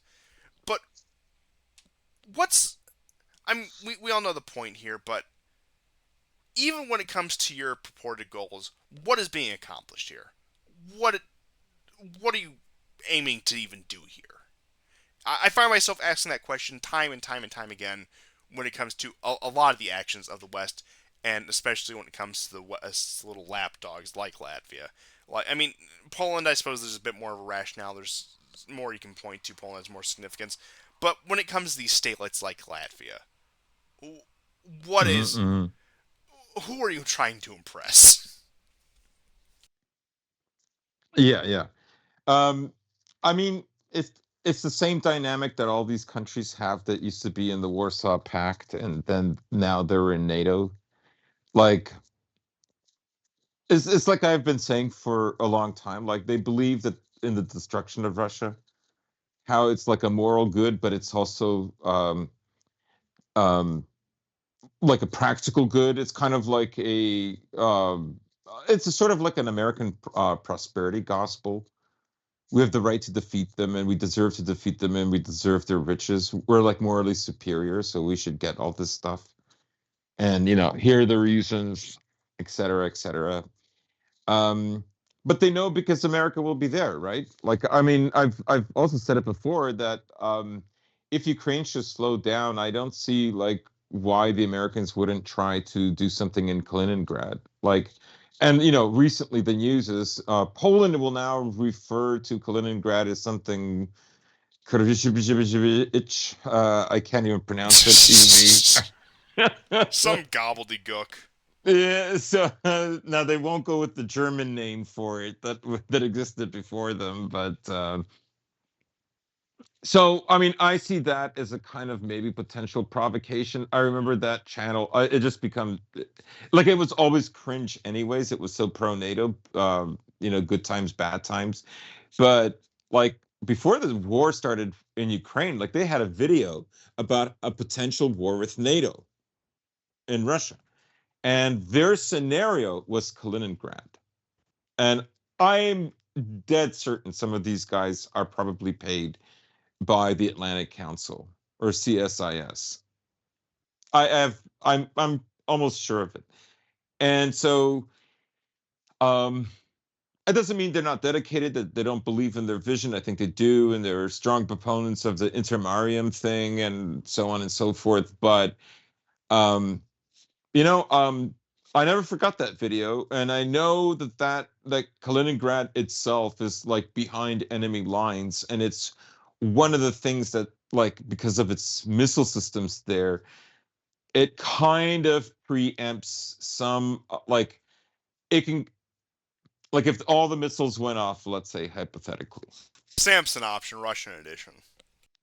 Right, right. Like it's close enough to Sweden, Denmark, Poland that like it would toast them very quickly for an attack on Moscow, right? And I think I mean as far as they're concerned, every minute counts that a missile flies and produces the ability for you to knock it down. Of course, with like nuclear warheads, it would be a disaster, but it wouldn't necessarily start with nuclear warheads, right?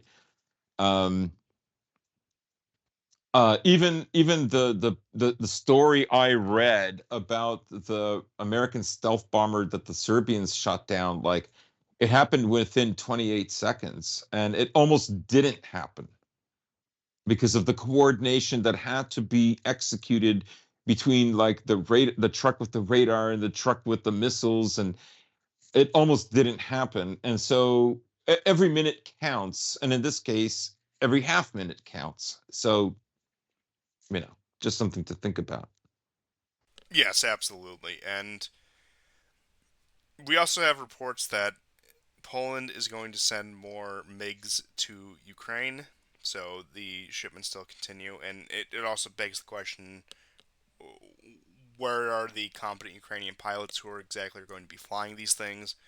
But I think far more interesting than that, and frankly all of this, is the dynamic that's currently happening between Georgia and Russia.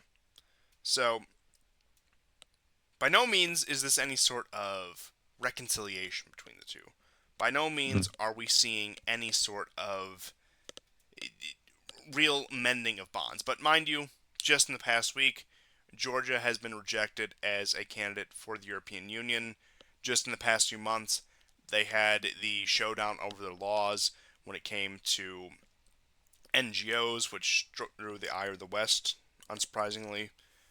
But now we have Russia lifting both visa restrictions and flight bans with Georgia. And these were supposed to go into effect, well, this is supposed to go into effect May 15th for Georgian citizens. Now, air travel to Georgia had been banned since 2019. And of course, this is all fallout from the 2008 Georgia War.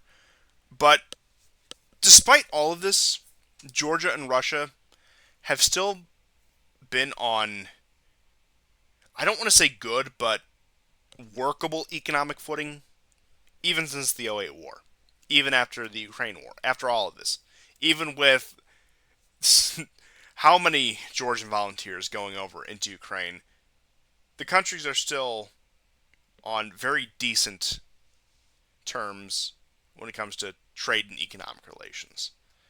And the Georgian elites, at least post color revolution, are a bit more pragmatic than, say, some of the people that came out of the Maidan or some of these other color revolutions, where Georgia, being smaller than Ukraine, being more isolated than Ukraine, doesn't want to completely destroy itself economically, has not completely cut off Russia. And this has proven time and time again to be something that really keeps Georgia from falling as far as Ukraine did. Now, many people would argue that Georgia has. I would certainly not be one of those people who would argue, and I don't know what your opinion is on it, but certainly I feel free to disagree, as it were. But No, I don't. the fact that Georgia isn't in complete hellhole like Ukraine is today is because of these more pragmatic factors. And I'm not saying that we're looking at a reconciliation, as I said before, or even a reconciliation anytime in the future. But what we have here is something that fundamentally keeps Georgia in the status quo where they are anti Russia, but not to their own demise.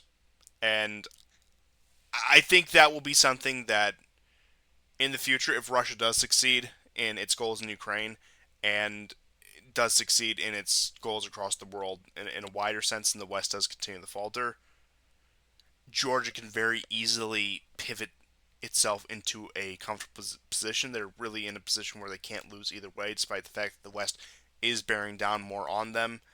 But I do think it's interesting seeing these conciliatory moves on the part of Moscow. And of course, it also comes from these same economic concerns. And perhaps this is a bit of an olive branch trying to show the Georgians that despite everything, and some people would consider this a weakness of Putin, which I do think that, given the state of the current Ukraine war in the past 10 years, that perhaps he is a bit too diplomatic about these things, that this could be something that backfires. But Hmm. I do think that, especially with the amount of Russians who have gone to Georgia, even since the beginning of this war, it has been a hub for a lot of. I wouldn't even call them Russian distance. Distance is too kind of a term, too important of a term, put it that way. But people dissatisfied with life in Russia, perhaps it's a bridge to them as well. But I do think it's reasonable to keep the channels open between Georgia and Hmm. Russia, and that I don't think this is going to lead to anything significant or earth-shattering in the near future.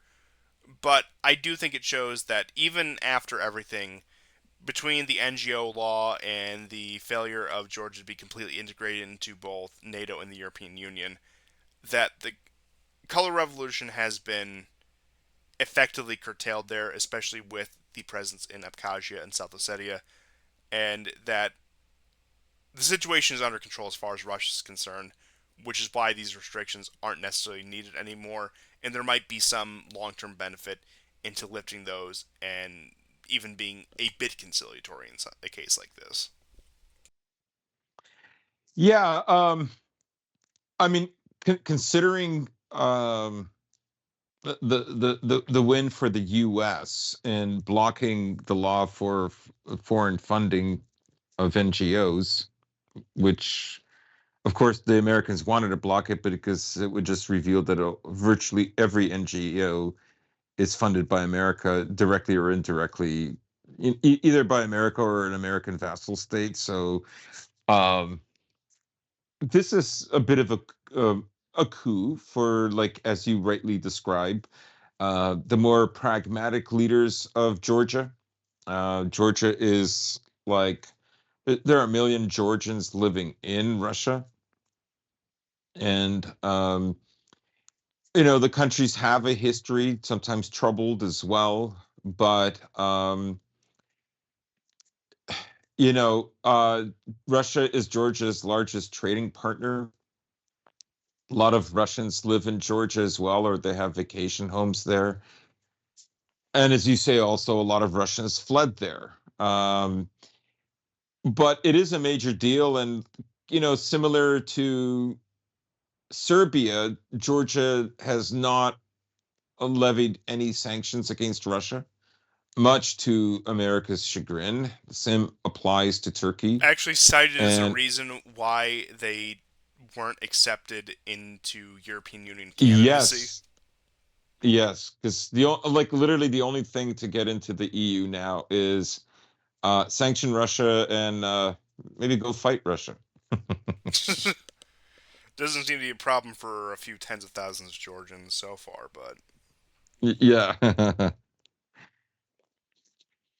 yeah, which it's strange because even as a people on an individual level, the Georgians are not completely lost. In fact, I think they're actually doing a lot of things right, and that they are caught in a very strange and very unique situation insofar as a lot of these former Soviet, former Warsaw Pact color revolution states go, where it seems like as these things happen, the population goes with them. Think something like Ukraine or the Baltic states or whatever else that might be. But Mhm. in Georgia, it's the case. That's not really the case. And once again, one of the other big problems is that they won't accept the LGBTQ CIA stuff, which goes back to the whole NGO thing. So Georgia, unfortunately, what I think is going to happen at this point is going to keep acquiescing to a power block that will never accept it because it holds steadfast on both its national and moral values, number one, and I would say also tied for number two, is their economic pragmatism given their position in this world. Mhm. And maybe, frankly, there's just not enough. There's just not enough, hostile support, like hostile toward Russia support in Georgia. Maybe there's just it's just not there Yeah, because, like, I would you agree. know, like I think like the statement that had they put sanctions on Russia, they would have been admitted into the EU. Well, how quickly? And again, what about gay rights? What about gay marriage, gay adoption? Um, that was a pretty wild scene. I mean, you saw how much the Georgian public reacted against it. Um, Certainly more than any European country, like way more. I mean, it was a journalist that was killed. They went crazy. I'll never forget that.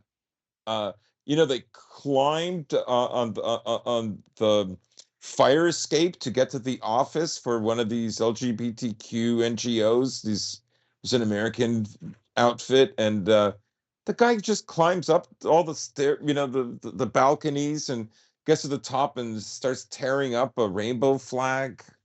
Um, and throws it down. The crowd goes crazy.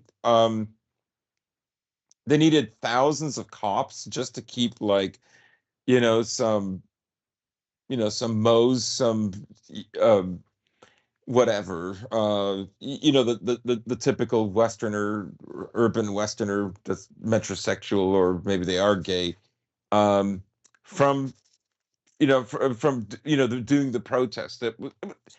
Like I don't know. Maybe they would have accepted them into the EU and thought like, well, we'll subvert them later with you know the gay stuff. So I don't know. The reason they like it's like the snake eating its tail. Maybe there isn't that much support for joining the EU or involved in hostilities towards Russia or sanctions towards Russia. And the biggest indicator of that is the way they rejected your LGBTQ stuff. Could be. Maybe look into that. Yeah, I would certainly agree with that, and I, I, I don't think there's much more you can say on Georgia at that point because it's a very unique situation compared to everything else that we've looked at thus far. And I'm not just talking this episode, I'm talking throughout the entire course of the show over the past 5 years. Georgia has been still been one of those nuts I cannot crack. That whatever story comes out of it, I wouldn't say it leaves me more confused, but it leaves me more affirmed that it's going to be in the status quo in perpetuity until something major happens. And I do think it would take a Mm, reignition of, say, the separatist wars within Georgia, whether that be Abkhazia, South Ossetia, whatever, in order to move something like that. But also, while we're on the topic, Georgia, while its pragmatism has shown forth, I do think we have to remember this is the same country that blocked its airspace to Russian military planes during the initial war in the Caucasus between Armenia and Azerbaijan back in September of 2020, where mm, it played itself into the position where it openly made itself hostile towards Armenia in that case, in which, I mean, of course they were going to. It's a way to undermine Russia without directly confronting Russia, but yeah. it doesn't And it was seem. just a spiteful move. Oh, I mean, honestly. absolutely, because just looking at things pragmatically, a stronger and at I suppose in September 2020 at that point in particular, it would have been a stronger Azerbaijan and a stronger Turkey do not seem favorable to Georgia's very pragmatic, otherwise pragmatic interests, I should say, because I. Yeah, I mean, what can it offer? I mean, okay, it can offer U.S. military bases, obviously. I mean, obviously that's the Wow, whole point wow, what a. of Turkey. Sorry, Turkey. That's the whole point of Georgia being in the EU is that there's a military base. That's the whole point of the war in Ukraine is that there's a military base in Crimea that I'm belongs to picking America, up on and a America pattern. completely runs the Black Sea. This is why Turkey is not going along with it. And, that's probably why, even if Erdogan is not elected, I'm going to go out on a limb here. Whoever is elected will probably not be much harsher on Russia because there is nothing that America can offer Turkey Oh, it would take that Turkey cannot do better with Russia. it would take a complete implosion of the political establishment of Turkey to see any change of course. Because at this point, especially with the dynamic, especially with how tense things have been with the West for the past, I don't know, 8 years at this point, it's been a long time, relatively Mhm. speaking. But what, as you say, what can the West offer Turkey at this point that the East cannot? Especially as Turkey has become this gas hub, and especially looking at the main candidates running into this, there isn't really a pro-West guy in there. There isn't really the American shoe-in like you see in a lot of these elections. I can't find one at least. I'm not going to pretend like I'm going to be an expert on the position of all these Turkish candidates, but I can't find their guy among this lineup, which I do think shows a pretty solid consensus out of Turkey that this is the direction that they are going to take with their foreign policy. Mhm. And I suppose with that being said, we should just drop all pretenses and get right into the Turkish Yeah. elections here. So those are scheduled for this Sunday, and that will be May 14th, the first rounds of elections. And The biggest news before the outbreak of the elections, perhaps outbreak isn't the right word, but I think outbreak, yeah, it gives enough of a, let's just say, ominous tone to an election that I frankly think democracy deserves. But I'm I'm getting sidetracked again. This will be the first round, so if nobody can secure majority, it will run into a second round, which I do think will be 2 weeks after that, which would put it at May 28th. And I think everyone accepts that Erdogan is probably going to win. Maybe not in the first round, but Erdogan's probably going to come out on top of this. I would tend to agree. I don't think the status quo is really going to be shaken at all, at least over the course of the election cycle.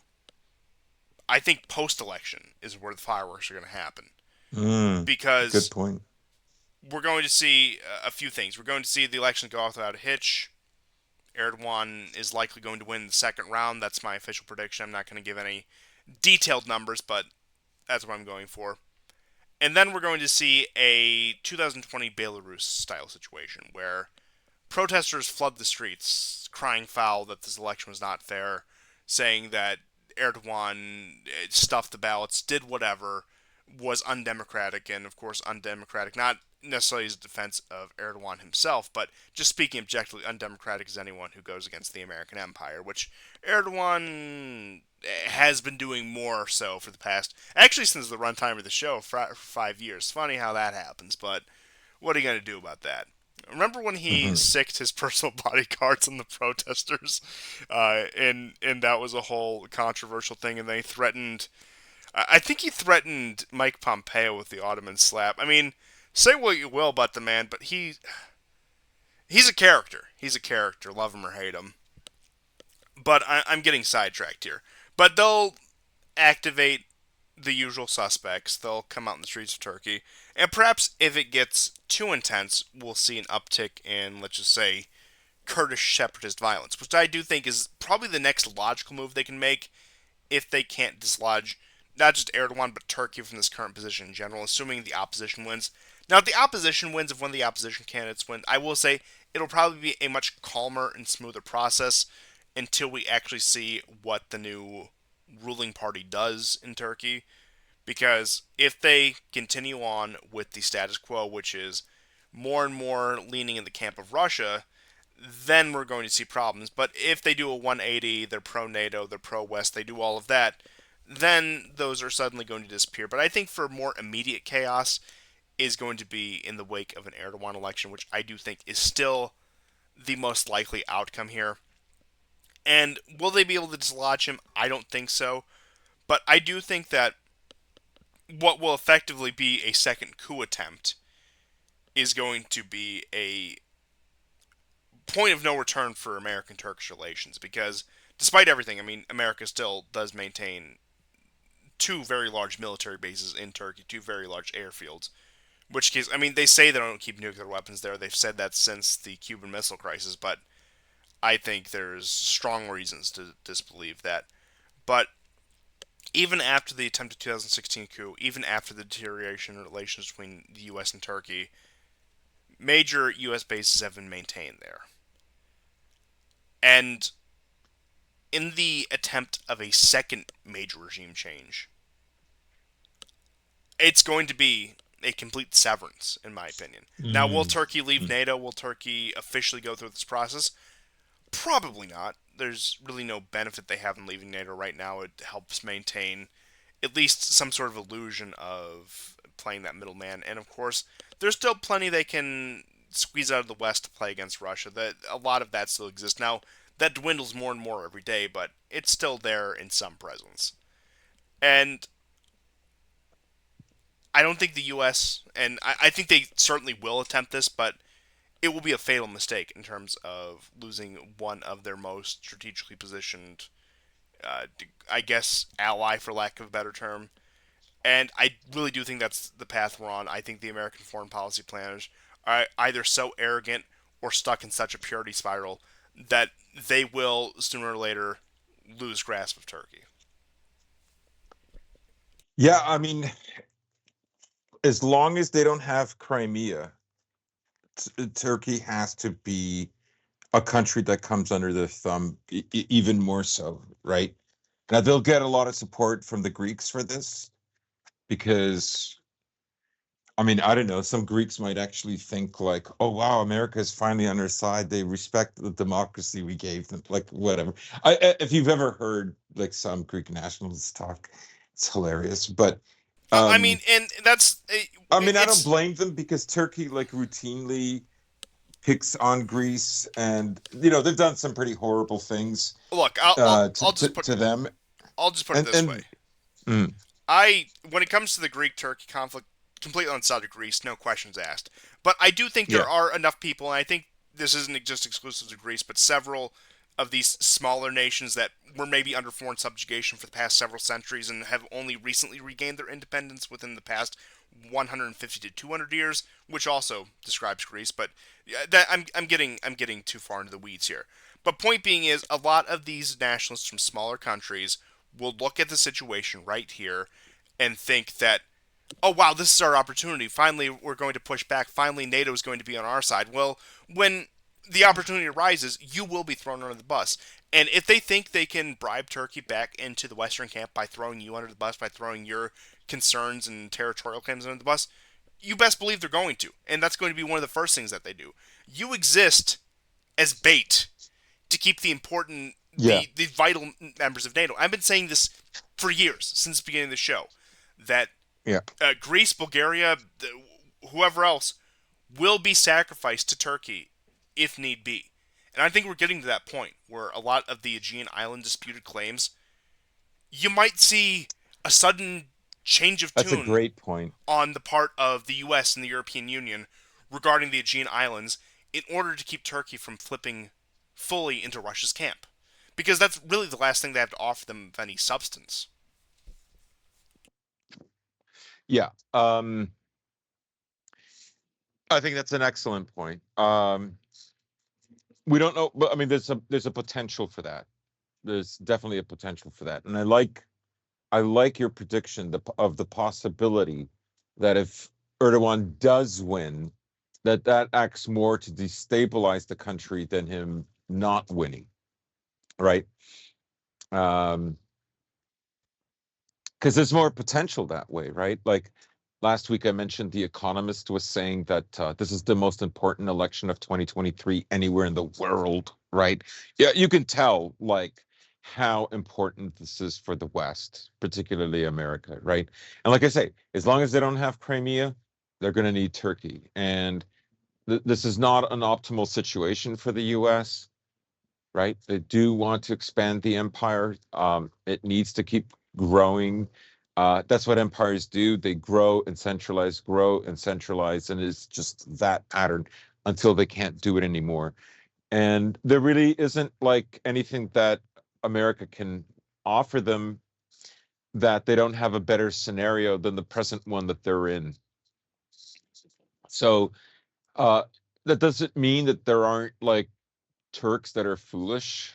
Um, who think that they can get even more, or maybe they just look at their own comfort. Maybe they belong to a certain class or a certain demographic that it'll be a benefit for them, even if it's worse off for the whole country. Every country has these people. The question is how many it has, and how many of them are in positions of power.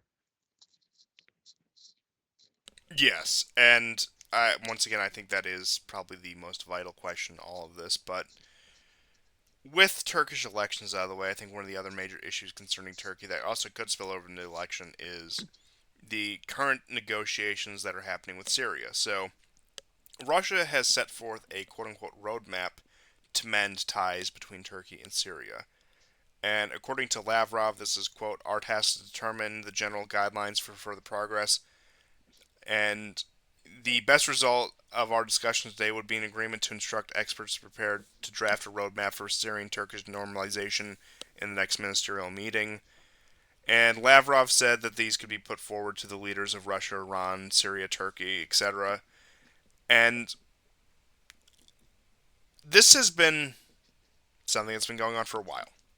This has been something that has been in talks for months.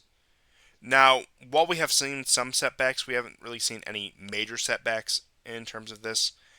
And as Turkey continues down this path of turning more and more towards Russia, we could see that this actually does start to get teeth as NATO is more and more disregarded in the eyes of Turkey and the Turkish population. But there also is the very real possibility, considering the fact, once again, stated position versus actual policy, you don't know how a lot of these other candidates are going to handle the Syrian situation. Now, I think there's general consensus that it needs to be solved, that the burden of having to take care of the Syrian refugees on this country for the past decade has taken its toll. And whether that's through carving out an occupation zone and resettling these people, working with the actual Syrian government to resettle these people, whatever, we, well, not we, but the Turkish find themselves in a situation where they're going to have to make some sort of compromise, or they're going to have to persist down this doomed path.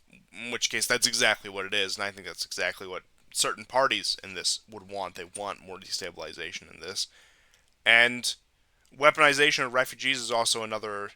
I mean, it's something that Turkey has done and probably will do at some point in the future, Erdogan or not. But weaponization of the treatment or the condition of refugees in Syria is also something that the American empire and the NGOs it commands can also pull. That even after a decade, Turkey still isn't provided adequate whatever to Syrian refugees because blah blah blah blah blah. You all know the narratives. We've seen these time and time Yeah. again. So Turkey, I will say, in all of this, not a unique take, but I think one that needs to be repeated time and time again. Complete powder keg. I don't think a lot of people realize how much of a powder keg this country actually is.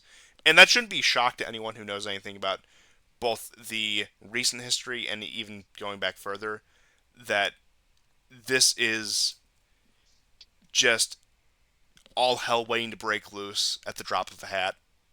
And the question is, what's that going to look like? And for that reason, I think these elections, regardless of outcome, especially if Erdogan does, but regardless of outcome, they're going to set off a chain of events that I think very few of us will actually even be able to fathom the end result of. Mm. Yeah, I mean, it lots remains to be seen. Like I say, I don't even think if Erdogan loses, what can America offer? America would have to betray the Kurds to make a tantalizing offer. In the long run, it means that Turkey loses sway in its very pivotal position in the world because it has one foot in Europe and the other one in the Middle East, and it has one foot in the Black Sea and the other one in the Mediterranean. It's a superb place. It's difficult to keep, but it's a very strong position. And how much does it trust America? It's watching. It's watching American power. It knows it has enough internal power at the moment to withstand America, but it knows that in doing so that it escalates the challenge from America.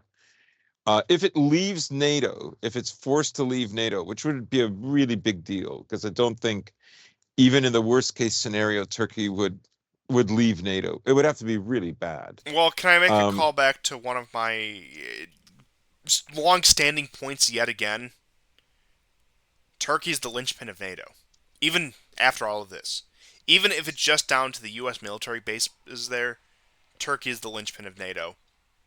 It comes out, yeah. whole thing falls apart. Which is why I hope it happens. Don't get me wrong. Right. It would have to have some sort of security guarantees from China and Russia.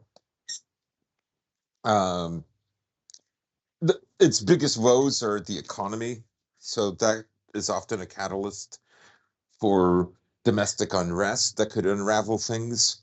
Um, but it is working on fixing that. Um, we'll just have to wait and see. They had that project. I don't hear much about anymore. Doesn't mean it's not happening.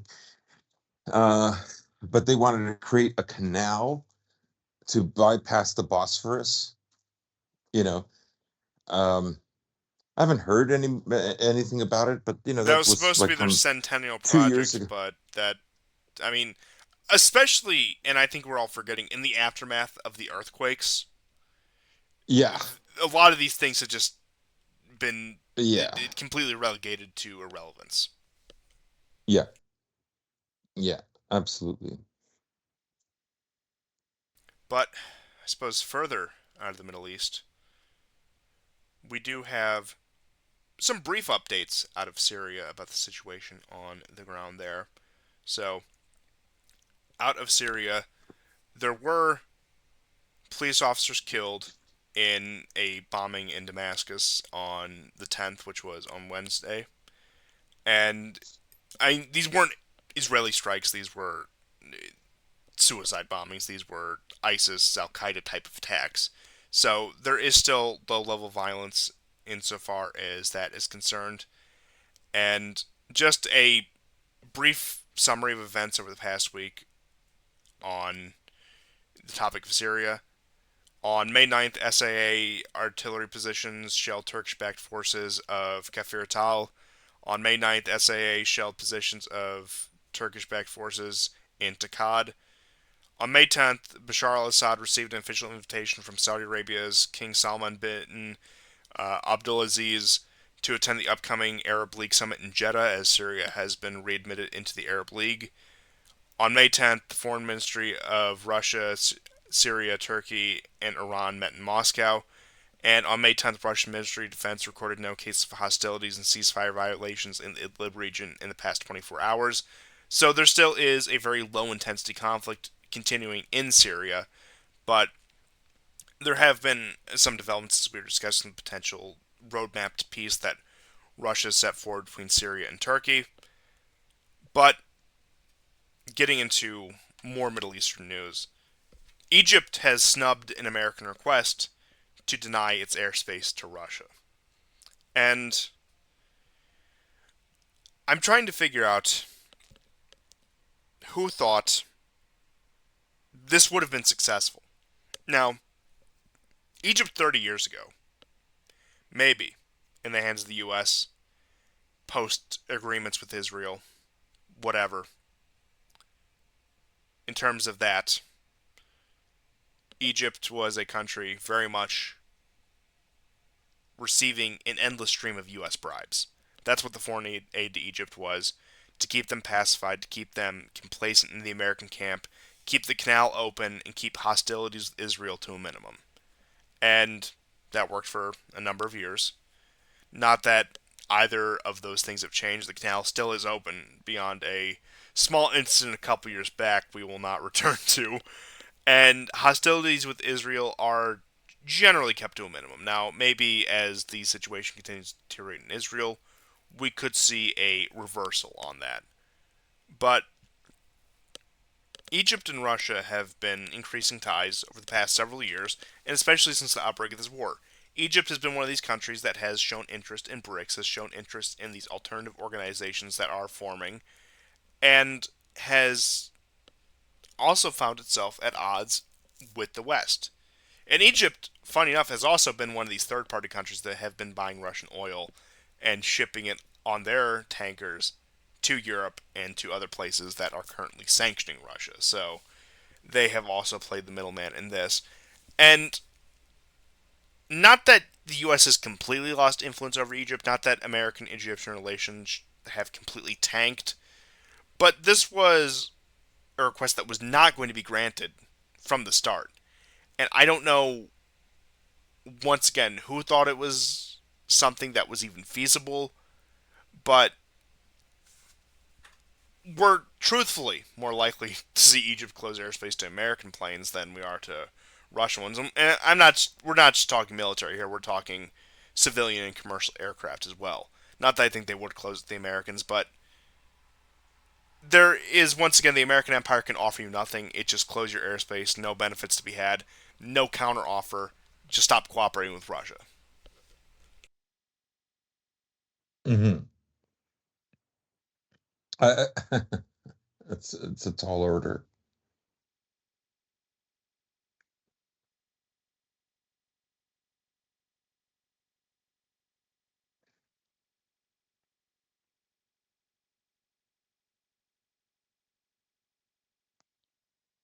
Hello? I suppose the next piece of Middle Eastern news that we can go into of the most significance is the strikes on Gaza over the past week. These have increased significantly, and this also coincides with Netanyahu's very fragile grasp on the power as the protests do continue against him in Israel and with the disputes over the justice bill and really the of course the future of Israel. They have pounded on the Palestinians quite hard. And they've also launched strikes in Syria. We're seeing Israel behave in probably the most belligerent it's been in at least the past 5 years, because I know 2018 was a very belligerent year for Israel, in which case they were launching strikes almost on a weekly basis against Syria, against the Palestinian territories, wherever else. Mainly Syria, though. And that was also at a time of political uncertainty for Netanyahu, trying to really exude strength in a time like this. Now, the question of strikes on Iran have gone into the background. Nobody's talking about that anymore. The heightened tensions in Iran have been, they certainly still exist, but they have been put to the side by the quite remarkable reconciliation that China has led between both Saudi Arabia and Iran, and the normalization of relations that is likely going to be fully normalized within the near future, probably within the next few years, if the Chinese roadmap to peace, so to speak, does play out. But Israel, it harangued about that. The Americans harangued about that. But at this point, we still have not seen any substantial action against the Iranians. And we're just seeing them hammer the Palestinian territories, hammer Gaza, because that's really all they can do at this point. It's just complete impotence. I don't know, really know any other word to put it. That it's complete impotent strikes showing that, oh, of course, we still have bombs, we still have weaponry, we can still project our force, despite the fact we're attacking targets that really have no capacity for retaliation against us. Sure, you'll get the bottle rockets fired at the Iron Dome. Now, perhaps bottle rockets nowadays is a bit of an understatement, because there were actually some significant retaliations with rockets being launched back out of Gaza into Israel. The Iron Dome was activated, but it still is. It's not proportionate. The Israelis have far more firepower than the Palestinians do, even with the support they would get from Iran and Iranian backed groups and the missile capacity they would have there. But it is just supreme impotence, both the strikes on Syria and the strikes on Gaza, that Israel is expressing right now, because really there's nothing else they can do at this point. Hmm. To even, I mean, arguably these make them look worse, but compared to what's at stake, there's really nothing else they can do than to impotently fire off their weapons and hope they hit a few Arab villages. Yeah, I will say this. This is the biggest, maybe not the most successful, but definitely the biggest Palestinian missile attack I've ever seen. I mean, I saw buildings like destroyed. Now, I don't think I've heard about any civilians getting killed. I'm not sure, but they're not getting all the missiles. They're the and these are, I mean, they're not, I want to say they're not sophisticated missiles, and they're probably not, but they're more sophisticated than the previous ones. And then there was some really strange story, because this has been going on for quite a while. But some place in Sudan was hacking air defense systems in Israel. Completely crazy stuff that I read last week about this. So the footage I've seen, like, because you remember, what was it, 2 years ago? I think in 2021, right? The Palestinians launched some missiles and they hit like Yes. an ammunition depot. They hit like a harbor. They were more successful in hitting their targets per se, but there were less of them, and the Israelis were better at knocking most of them down. This time, I don't see like as many high value targets that have been hit, but I am seeing more residential targets get hit, and I'm seeing fewer interceptions. And it's funny because back then I said the Palestinians will increase their capacity for more effective missiles. And it may be that the Palestinians are at a point where they don't care whether they hit high value military uh, structures, but they just go after like civilian structures. And I think that's something to note. Yes, I think everyone expects um, Israel's retaliation to be severe. About 30 Palestinians have been killed so far.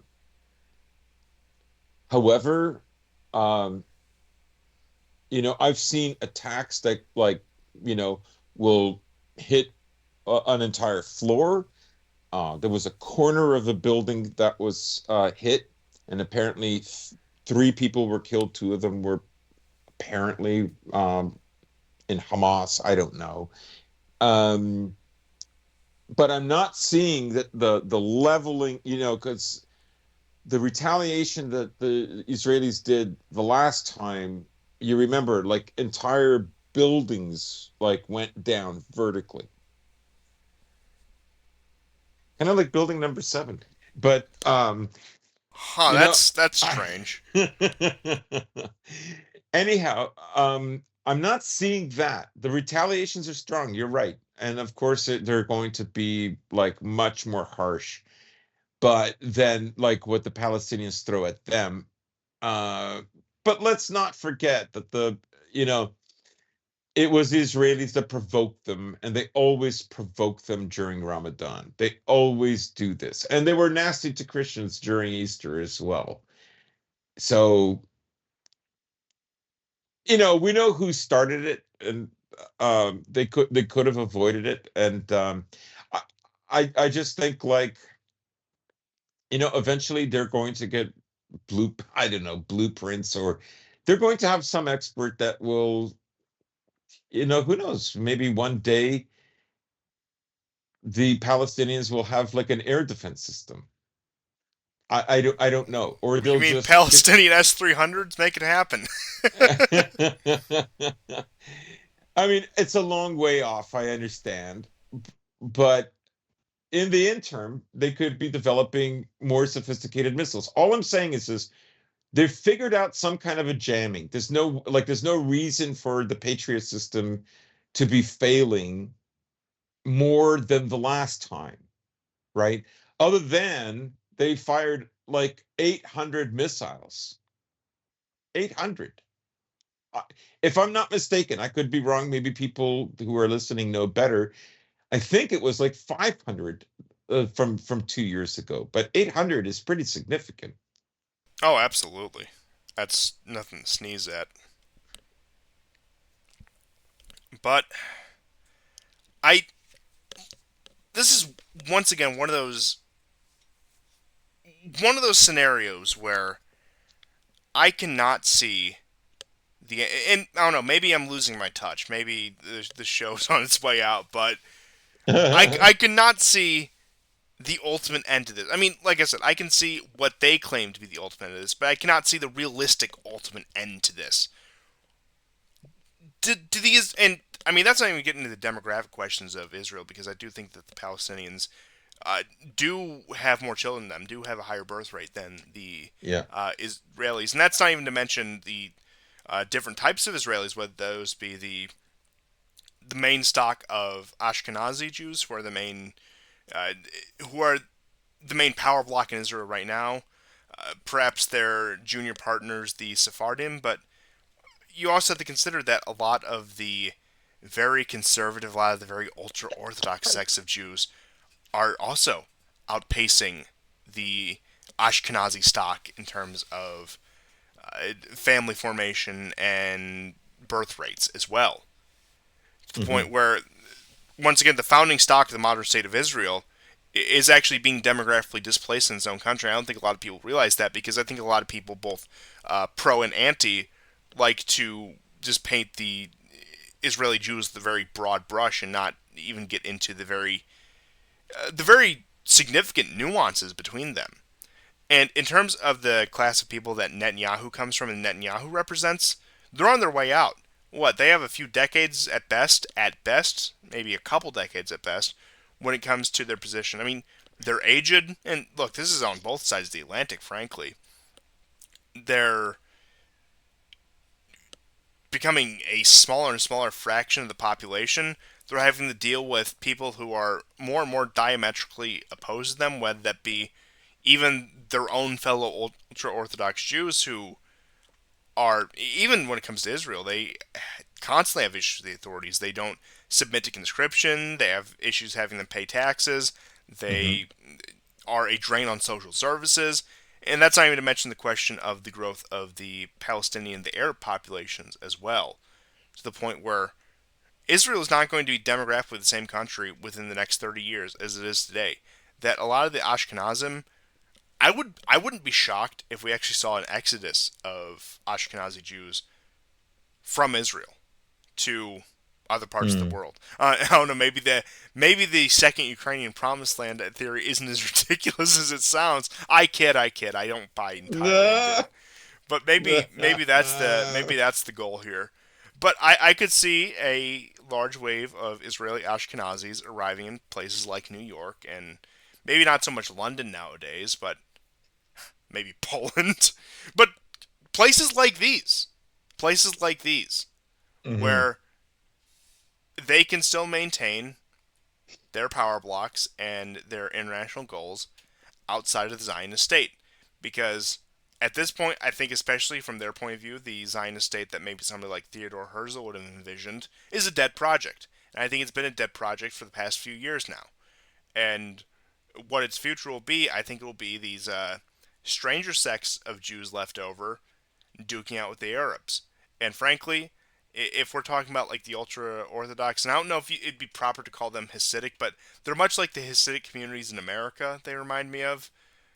If they're gonna duke it out, it's gonna be the Arabs in that faction that wins this. That's no question about that. Because the other group of people, they don't take care of themselves. They are social dependents in every sense of the word. So Hmm. Hmm. Hmm. Yeah, if you want they my would have to assessment on the radically change. exactly, if you want my assessment on the near future of Israel, that's what it is. I think the Ashkenazis, and I mean, look, I've said it before, but I think the Ashkenazim in particular, they're just going to completely abandon this project. What is left in it for them? Hmm. Yeah, I mean, it's bad. It's definitely a situation that it's been. I mean, it's 75 years. It's still going on. Can you imagine those ultra orthodox with And the the way launch things are codes? turning right now, it's not that great. What's that? Can you imagine those ultra orthodox with the launch codes? We might actually get the Samson option. Oh, wow. That's something to consider. That Israel is allegedly, now of course they are very wishy-washy about it, allegedly sitting on 80 nukes. So there's a Hmm. potential situation there. Uh, like I said, maybe the Samson option is a bit closer than any of us would have really anticipated, but I do think ultimately, even if it's just not the Ashkenazim's entire ethnicity, the current ruling bloc and the current social elite of Israel is on its way out. And whether it's going to be displaced by Arabs and Palestinians or another Jewish group within Israel, I think remains to be seen. I don't know. Maybe Sephardic futurism is the way forward for Israel. Maybe they're the last ditch hope for the Israeli state. Yeah. I mean, I don't know how this ends. I mean, it's serious. Um, Not least of all for America, because of course of how tied up these two countries are. Oh yes, and I mean, I think it would also be a wake up call for a lot of people who are right on most things, but think that just Israel alone is the problem and not the power block that represents Israel both inside and outside of it. Because, I mean, APAC, all these groups here, all the usual suspects, even if, let's just say tomorrow Israel were to collapse for whatever reason or Israel to become an unviable project, they wouldn't pack up. They wouldn't shut down their political operations. They have Hmm. other goals beyond that. And once again, I think we've discussed this at great length, and I think it bears repeating that 21st century America is far more of a promised land for the goals of that Ashkenazi Jewish political bloc that we were discussing before than Israel is. And they're going to throw everything they have into preserving the American empire at this point because it's far more of a benefit to them than just a singular Zionist state. As much as I'm sure they would love to have it, it's Hmm. still far more of a benefit to them to have the American empire in its entirety, and they're willing to cut off a finger to save the hand, so to speak. Yeah, I would agree with that.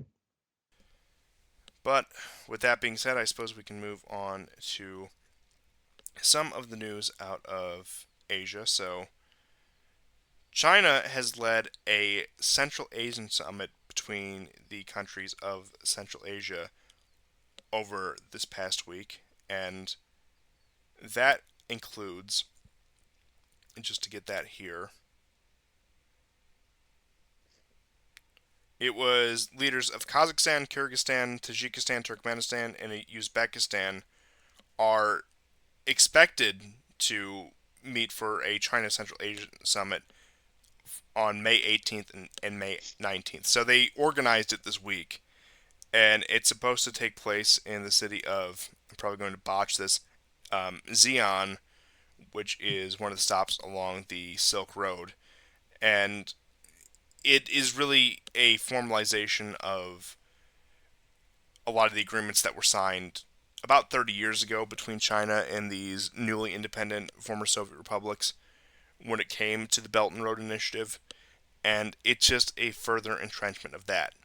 Now, I think the main story here isn't necessarily what's happening because it's not a surprise that China would meet with the leaders of Central Asian countries for the question of economic development. I think how this is going to be spun is where the real story is. And I think Mm. you know exactly where I'm going with this.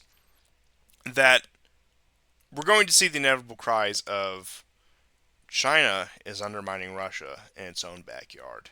Oh, yeah, yeah, yeah, China and Russia are headed to conflict over influence in Kazakhstan or Kyrgyzstan or yeah. wherever else. The Belt and Road is going to be too close for comfort to Russia. These, you will see these takes. They are inevitable. Yeah. China is gearing up to invade Siberia. They said 20 years ago. China is gearing up to invade Siberia. They said today. Yes, 20 yes. years from That's now, literally been going on for 50 20 years years. from now, Yeah. in London, which will be 85% subcontinental at that point, at least, the sole conservative writer, Anglo American, will be sitting in his flat in London, surrounded by subcontinentals, writing, China will see Siberia any day now. Yeah. Yeah. It's There's a lot of Chinese cope. I mean, not Chinese cope, like American cope or Western cope about China. So there used to be like $30 billion a year that the Chinese would buy for like chips. That's plummeted. Now they're creating their own chip making factory, which was it was going to be like this anyways, right? And South Korea, for instance, now is in a trading deficit for these reasons with China. Um, So like it's not, and the Economist had this their latest, because like it's a tradition with the Economist to publish a Chinese um cover, where like they had one with, like, instead of like Confucius or one of the famous Chinese poets sitting at the side of a mountain, and it's called The Great Chinese Fall. Right, that was an old one. They had that, and this time it's a dragon. China peak. China has hit its peak, and it's always this. It's like it's still the best performing economy after COVID this year and last year. It's just but they have to do this. Like they have to do this, right? Every year they have to do this. In the 90s, it was more like the coming vice, like the showdown between America and China. I I love these people. They are.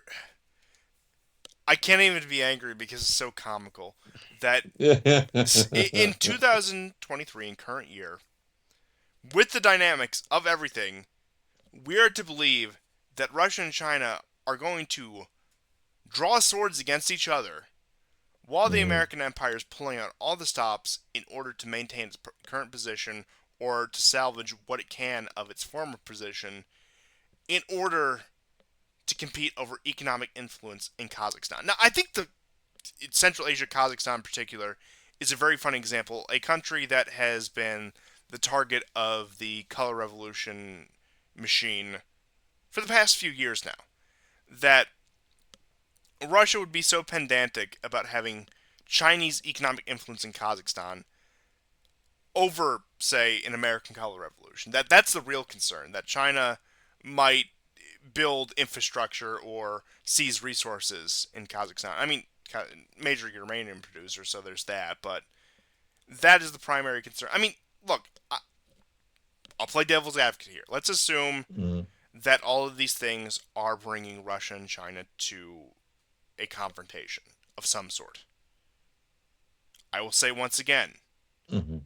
there are so many bigger fish to fry for both Russia and China before they could even think about confronting each other over these issues. There are so many extenuating issues on both of their ends before they could squabble over who gets more influence in Kazakhstan or Kyrgyzstan or wherever else. And I'm not saying a potential future rivalry or conflict between Russia and China is impossible. I think it's decades down the road, if anything. There would have to be a complete dislodging of the American Empire in order for something like that to happen. But as long as the American Empire maintains itself in its current form and has nothing to offer to either Russia or China, you aren't going to break the current relationship between them. Back in 1970, the US had a lot to offer China. It was a very lucrative deal for the Chinese. That's why we were able to crack them. I mean, of course, they had outstanding issues with the Soviet Union beforehand, but you were able to completely crack that block because America in 1972, 1973 actually had something of substance and value to offer to China. What now does America have of substance and value to offer to Mhm. Russia or China in order to break this? And look, I think there was that opportunity even as recently as the Trump administration. If Trump was able to, and maybe I give him too much credit, but if a rational foreign policy were able to prevail under Trump, there probably would have been some concessions on the topic of Ukraine and influence within the former Soviet Union, and hell, even touching on Putin's early career of some degree of further Western integration in exchange for pitting them against China. But once again, any talk of that is so far gone at this point that there's really nothing we can do. And I mean, look, I know I was just referencing Trump, but realistically, the Maidan was the last straw of all of this. That is what burned that bridge between the West and Russia to the point where there is not going to be any reconciliation in the foreseeable future if Europe and the West in general continues on the path that's continuing down. It would take a major shift to drive that point home in Europe in order to even Europe, the West in general, in order to even get back to that point. But people are still stuck in this idea that America has something to offer to other countries in the world. What left does it have to offer is once again a question I can never get an answer from anyone.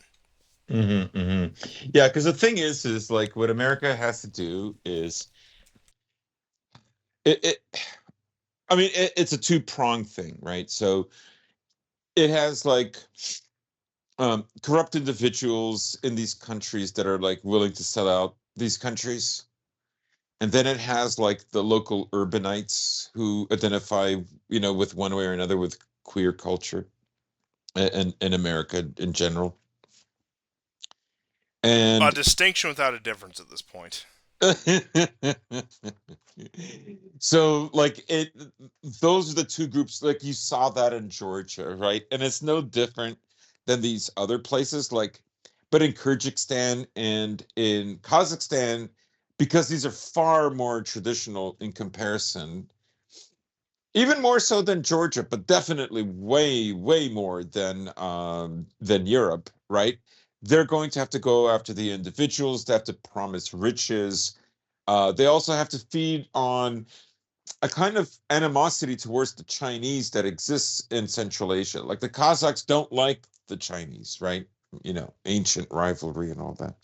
Um, Kazakhstan is going to be the funnel for support for an independent Uyghur or yeah, whatever. yeah, yeah. But if I'm not mistaken, now I think it was Kyrgyzstan, might have been Tajikistan, but I think it was Kyrgyzstan. Um, they kicked out some NGOs, some U.S. NGOs there about 10 days ago.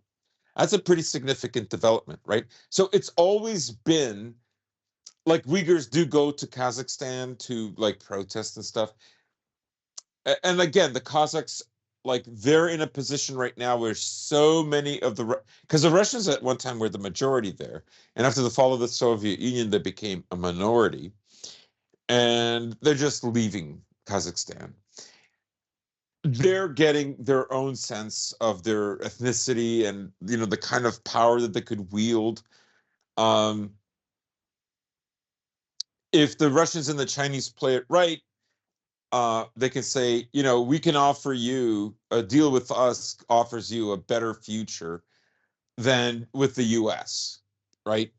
Because with the U.S. it's not an option. You have to accept queer culture.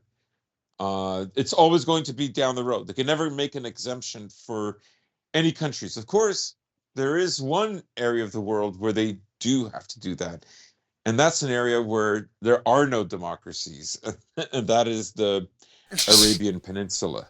And it's also where, you know, sorry, FIFA, you can't have rainbow flags here. Yeah, You and know better. it's also coincidentally one of the areas where the American Empire has lost the most influence in the past 3 years. Right. It's the one place where American embassies can't put up the pride flag. Right. So that's like really that's a hardcore place. And I mean, Kazakhstan is pivotal, right? It is a very, very important place. There was possibly a color revolution attempt that happened in January 2022. Um, I mean, and America never gives up on these places, right? It has George Soros University. You know, there's a lot of American influence there, but if I think Kazakhstan will try to play both sides in the way that Turkey manages to do that. And I think overall that keeps Russia happier than Kazakhstan being a hostile state towards Russia. Um, so, you know, We'll it's one of the places that we'll have to take a look at. Again, America is not interested in developing Kazakhstan. They're just interested in maybe um, stopping any Chinese or Russian influence in there. What can America bring, economically speaking? I don't know. Well, I The will only thing say, it, I will say, mm, in terms of that, Kazakhstan, in my opinion, is their saving grace to keep Europe just above the water, right where they want it, because of the massive stockpiles of uranium. Cut off from Russian uranium, they get it from Kazakhstan, who actually I think even right. has larger stockpiles. They give that to the Europeans to satiate them, but not make them too powerful or autonomous from the American Empire. That's a good point. That's a good point. Now, Germany recently shut down their last nuclear power plant. France, of course, is going to continue to. I mean, why would Germany need a nuclear power plant? It's filled with American nuclear missiles. So, I don't know. Like again, but it's like that, like trading with Russia and China would not remove ch- the trading of Kazakh uranium. The Chinese and the Russians would not bar them from trading with the Europeans or anybody else in the world. Yes, Um, but with but everything to the American Empire, it's a zero-sum game. It doesn't yeah, it's a zero matter. sum. It doesn't Yeah, matter whether the Kazakhs still sell the they don't. uranium to the Europeans. It's that they're not selling it exclusively to them. It's the fact that they still have business dealings with Russia and China. That's the Yeah, intolerable part.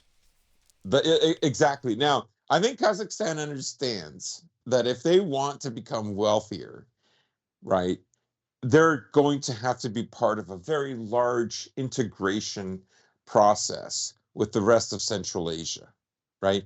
And in terms of infrastructure, the two countries that are best to do this are not the Americans. It's going to be the Russians and the Chinese, their neighbors. And everything else can be solved, but America can't provide this, right? Um, America doesn't have a strong enough presence in Central Asia to facilitate this for them. And of course, because imagine if Russia and China just boycott them, like who are they going to go to? Afghanistan? Like they're not, Turkmenistan? Like none of these places are developed enough, right? But they could have a new development era within Central Asia if they play with the Russians and the Chinese. Like, there's no question about that, right? The other stuff, Uyghurs and their identity as Kazakhs and, independent of the Soviet Union and all that, like, all that is small stuff, right? There's not enough Russians to force them to speak Russian. They speak their own language. There's only a few urban centers where Russian is spoken, anyways. Um, so, this trying to stir up this ethnic animosity will not make them richer. Uh, like I say, they're not completely landlocked, but they do have ports in a landlocked sea, the Caspian Sea, which is about the size of the Black Sea, so it's not small. And of course, that connects with Iran, right? And Iran becomes a key country because of this, right? That's why Iran, Russia, and China is this triumvirate, this triangle of Central Asia. It's key that those three working together makes it very hard for the Atlanticists to intrude, and that's why they're there. That's why America hung on to Afghanistan for so long. But just briefly, we should say, since we're talking about Central Asian countries, Imran Khan was arrested. However, Yes. the Supreme Court ruled that it was unconstitutional. His arrest was unconstitutional. He's already come out with a few videos. He seems, at the moment, indomitable. Now, they might off him, They already but tried once. they already tried once. They did, but the guy survived. Um, like think how Pakistan joins this triumvirate that links up with India. It's perfect, right? I'm just saying that like that looks better, and this is why Turkey wants to be involved in this, right? Because it considers itself culturally like almost the same people as the Azerbaijanis, and they have a port in the Caspian. There's just too much benefit working that way with them, and as long as the market is in the east, as it's evolving, and potentially new markets in Central Asia, you know, Europe becomes less appealing.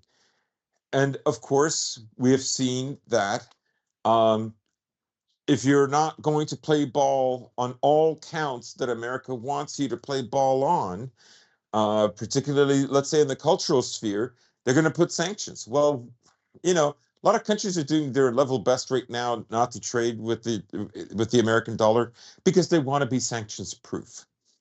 And there's just a lot of countries that are doing this now. Um, so that's what I see with Kazakhstan and the larger context around it.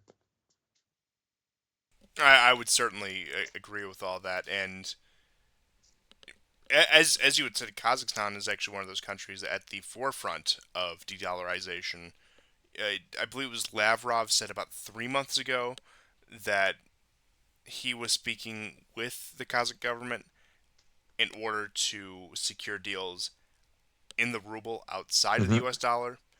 Hmm. So, I mean, any country trading outside of the U.S. dollar, that's a done deal. You're not getting a color revolution in a country like that. You might get attempts, but I think any potentiality for a color revolution in Kazakhstan is gone. And going back to the Russian China summit that took place back in March, one of the key agreements that they signed was a block of cooperation in order to prevent color revolutions and NGO activity in Central Asia in Yeah. particular.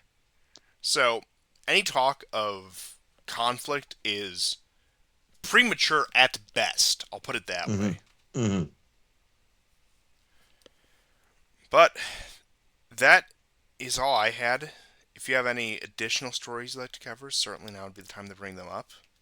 Uh, maybe not. Or maybe I don't know. I had some maps I forgot to use when we No, were not the talking. autism maps. No, yes, that's exactly what it is. The autism maps. So I had some maps just to briefly describe the situation in Avdiivka and in Bakhmut. So I'll just send it to you on on Telegram if you don't Okay, mind. yeah, hold on. I'll I'll, pull up. I'll be I'll be very brief. The first one is Avdiivka. One moment, please. I'll pull up the autism maps on the Telegram because it needs to be done. Let's put it that way. Okay, so whenever you have those. Okay, so I sent you Avdiivka, and now the next three will all be Bakhmut, and it'll start from a big uh, overview map to smaller uh, maps that are just talking about one section, the extreme western section. Okay, those are downloading right now. They're as slow as molasses. I'll just put it that way. Okay, sorry. No, I don't blame you. Don't blame yourself. Yeah, so those are the Blame the three. same Zionists who are complaining about our audio. That's mine. Let's see. If they had it their way, they wouldn't hear us at all. That's what they want. That, look, the American Empire is afraid of the war report. That's why we only have 1,000. That's why we have less than 1,000 subscribers and have been doing the show for 5 years. You know what? From now on, I'm going to use more visuals, and I'll remember to do them Okay, more routinely I and at the have proper time in the show. I have your visuals up. If you'd Oh, like yep. to, Okay. I have the Avdiivka one from May 11th up. If you'd like to give us a little bit of an explainer of what we're looking at here. Yeah, so you can see where the gains are now. You see that there are five arrows. The one on the right side at the highest point, that's where the Russians made some gains there recently. And you can see that the encroachment into the southern part near the urban center has begun. And then the next one is the large overview of the area of Bakhmut. Now, you remember like way back months ago, I said that they're going for these huge areas around Bakhmut, and the reason for that is to like create kind of like crumble zones, like just areas where they would have to attack that wouldn't slow the progress inside. However, like you can see that there's a substantial amount of ground that the Ukrainians took in the north that I was talking about, right? And the thing that it's done is it's made it more difficult for the Russians to hit the so-called Road of Life. The Road of Life is just underneath those three blue arrows. Uh, it swoops up and then goes down and into the city. And then the last image is a close-up of the recent gains that were taken in the last areas of this of Bakhmut. You can see that the inroads that are being made. It took about 400 meters today, which is twice as much as yesterday. So, I mean, like I say, this can go belly up, but you know, Prigozhin is low on artillery, so he says, but he's like honestly, he's making gains right now that are as good as the best ones he was making like from a few weeks ago inside the city, right? And we know like they're some of their best fighters are in for the Ukrainians are in there fighting right now. We know that, right? So you can see that the deepest incursion is happening in the central part of like the citadel area, where you see those pair of arrows, and then the Olympic school that was recently taken today is the arrow by itself all the way at the top. Anyhow, it would have been better if I had done this at the beginning, but yeah. Oh no, it's no And that's problem. all. That's all I have. I promise. Oh, I'll say one more thing. I know we didn't get to Trump, but uh, academic agent has said it. Oh Trump no. will win 2024. Bookmark it. Senor Whiskey replies, "You called it for Trump in 20. What's the difference?" He replies, "He won then too." Now, What's different now, look, is that this for the is that sake this time the regime wants it. for the sake of our friends at YouTube headquarters, we would not deny the legitimacy of any election. Oh no, We no, just not mean at that all. he won the hearts and minds of the people and whatnot. Yeah, yeah, I like that. I like that's a good one. Yeah. And so he says uh he won that one too. What's the difference is that this time the regime wants it. They've been gearing up. Senior Whiskey replies again. I don't see them allowing it. Interested in your rationale, though.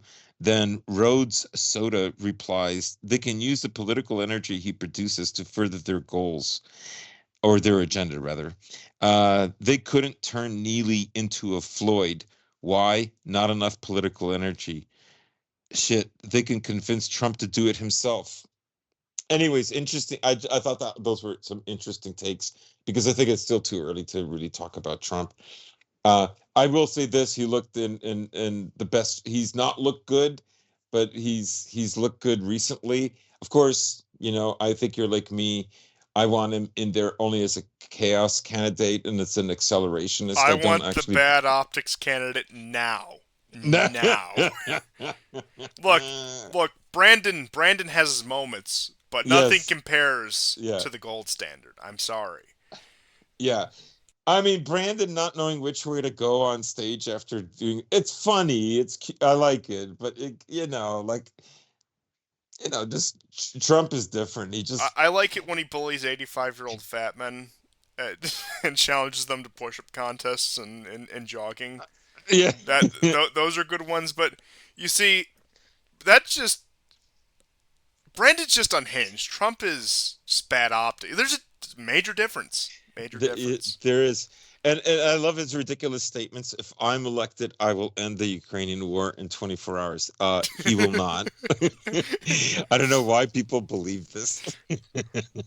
I mean, the shit lips think that he'll be like he'll just call it Putler and yeah, you can have everything in Yeah, Ukraine and yeah, mission accomplished. yeah. I'm a loyal Kremlin agent. Blah blah blah blah blah blah blah. Oh, Blumph knows this time he's not going to hire more neocons. Like it's so stupid. Anyhow, I just like it. I'm going to enjoy next year Yeah. because next year is Oh going to be yes. hilarious for American domestic politics. Anyhow, that's all I have. Yeah, and it's probably going to be the backdrop of some very horrible things. Like I don't think the economy is going to do very well. I think a lot of people are going to suffer, but Trump will be back making quips at a senile Biden, which I think is all worth it. Yeah. So thank you everyone for tuning into yet another episode of the War Report, and we will see you guys next time. And goodbye. Thank you and take care.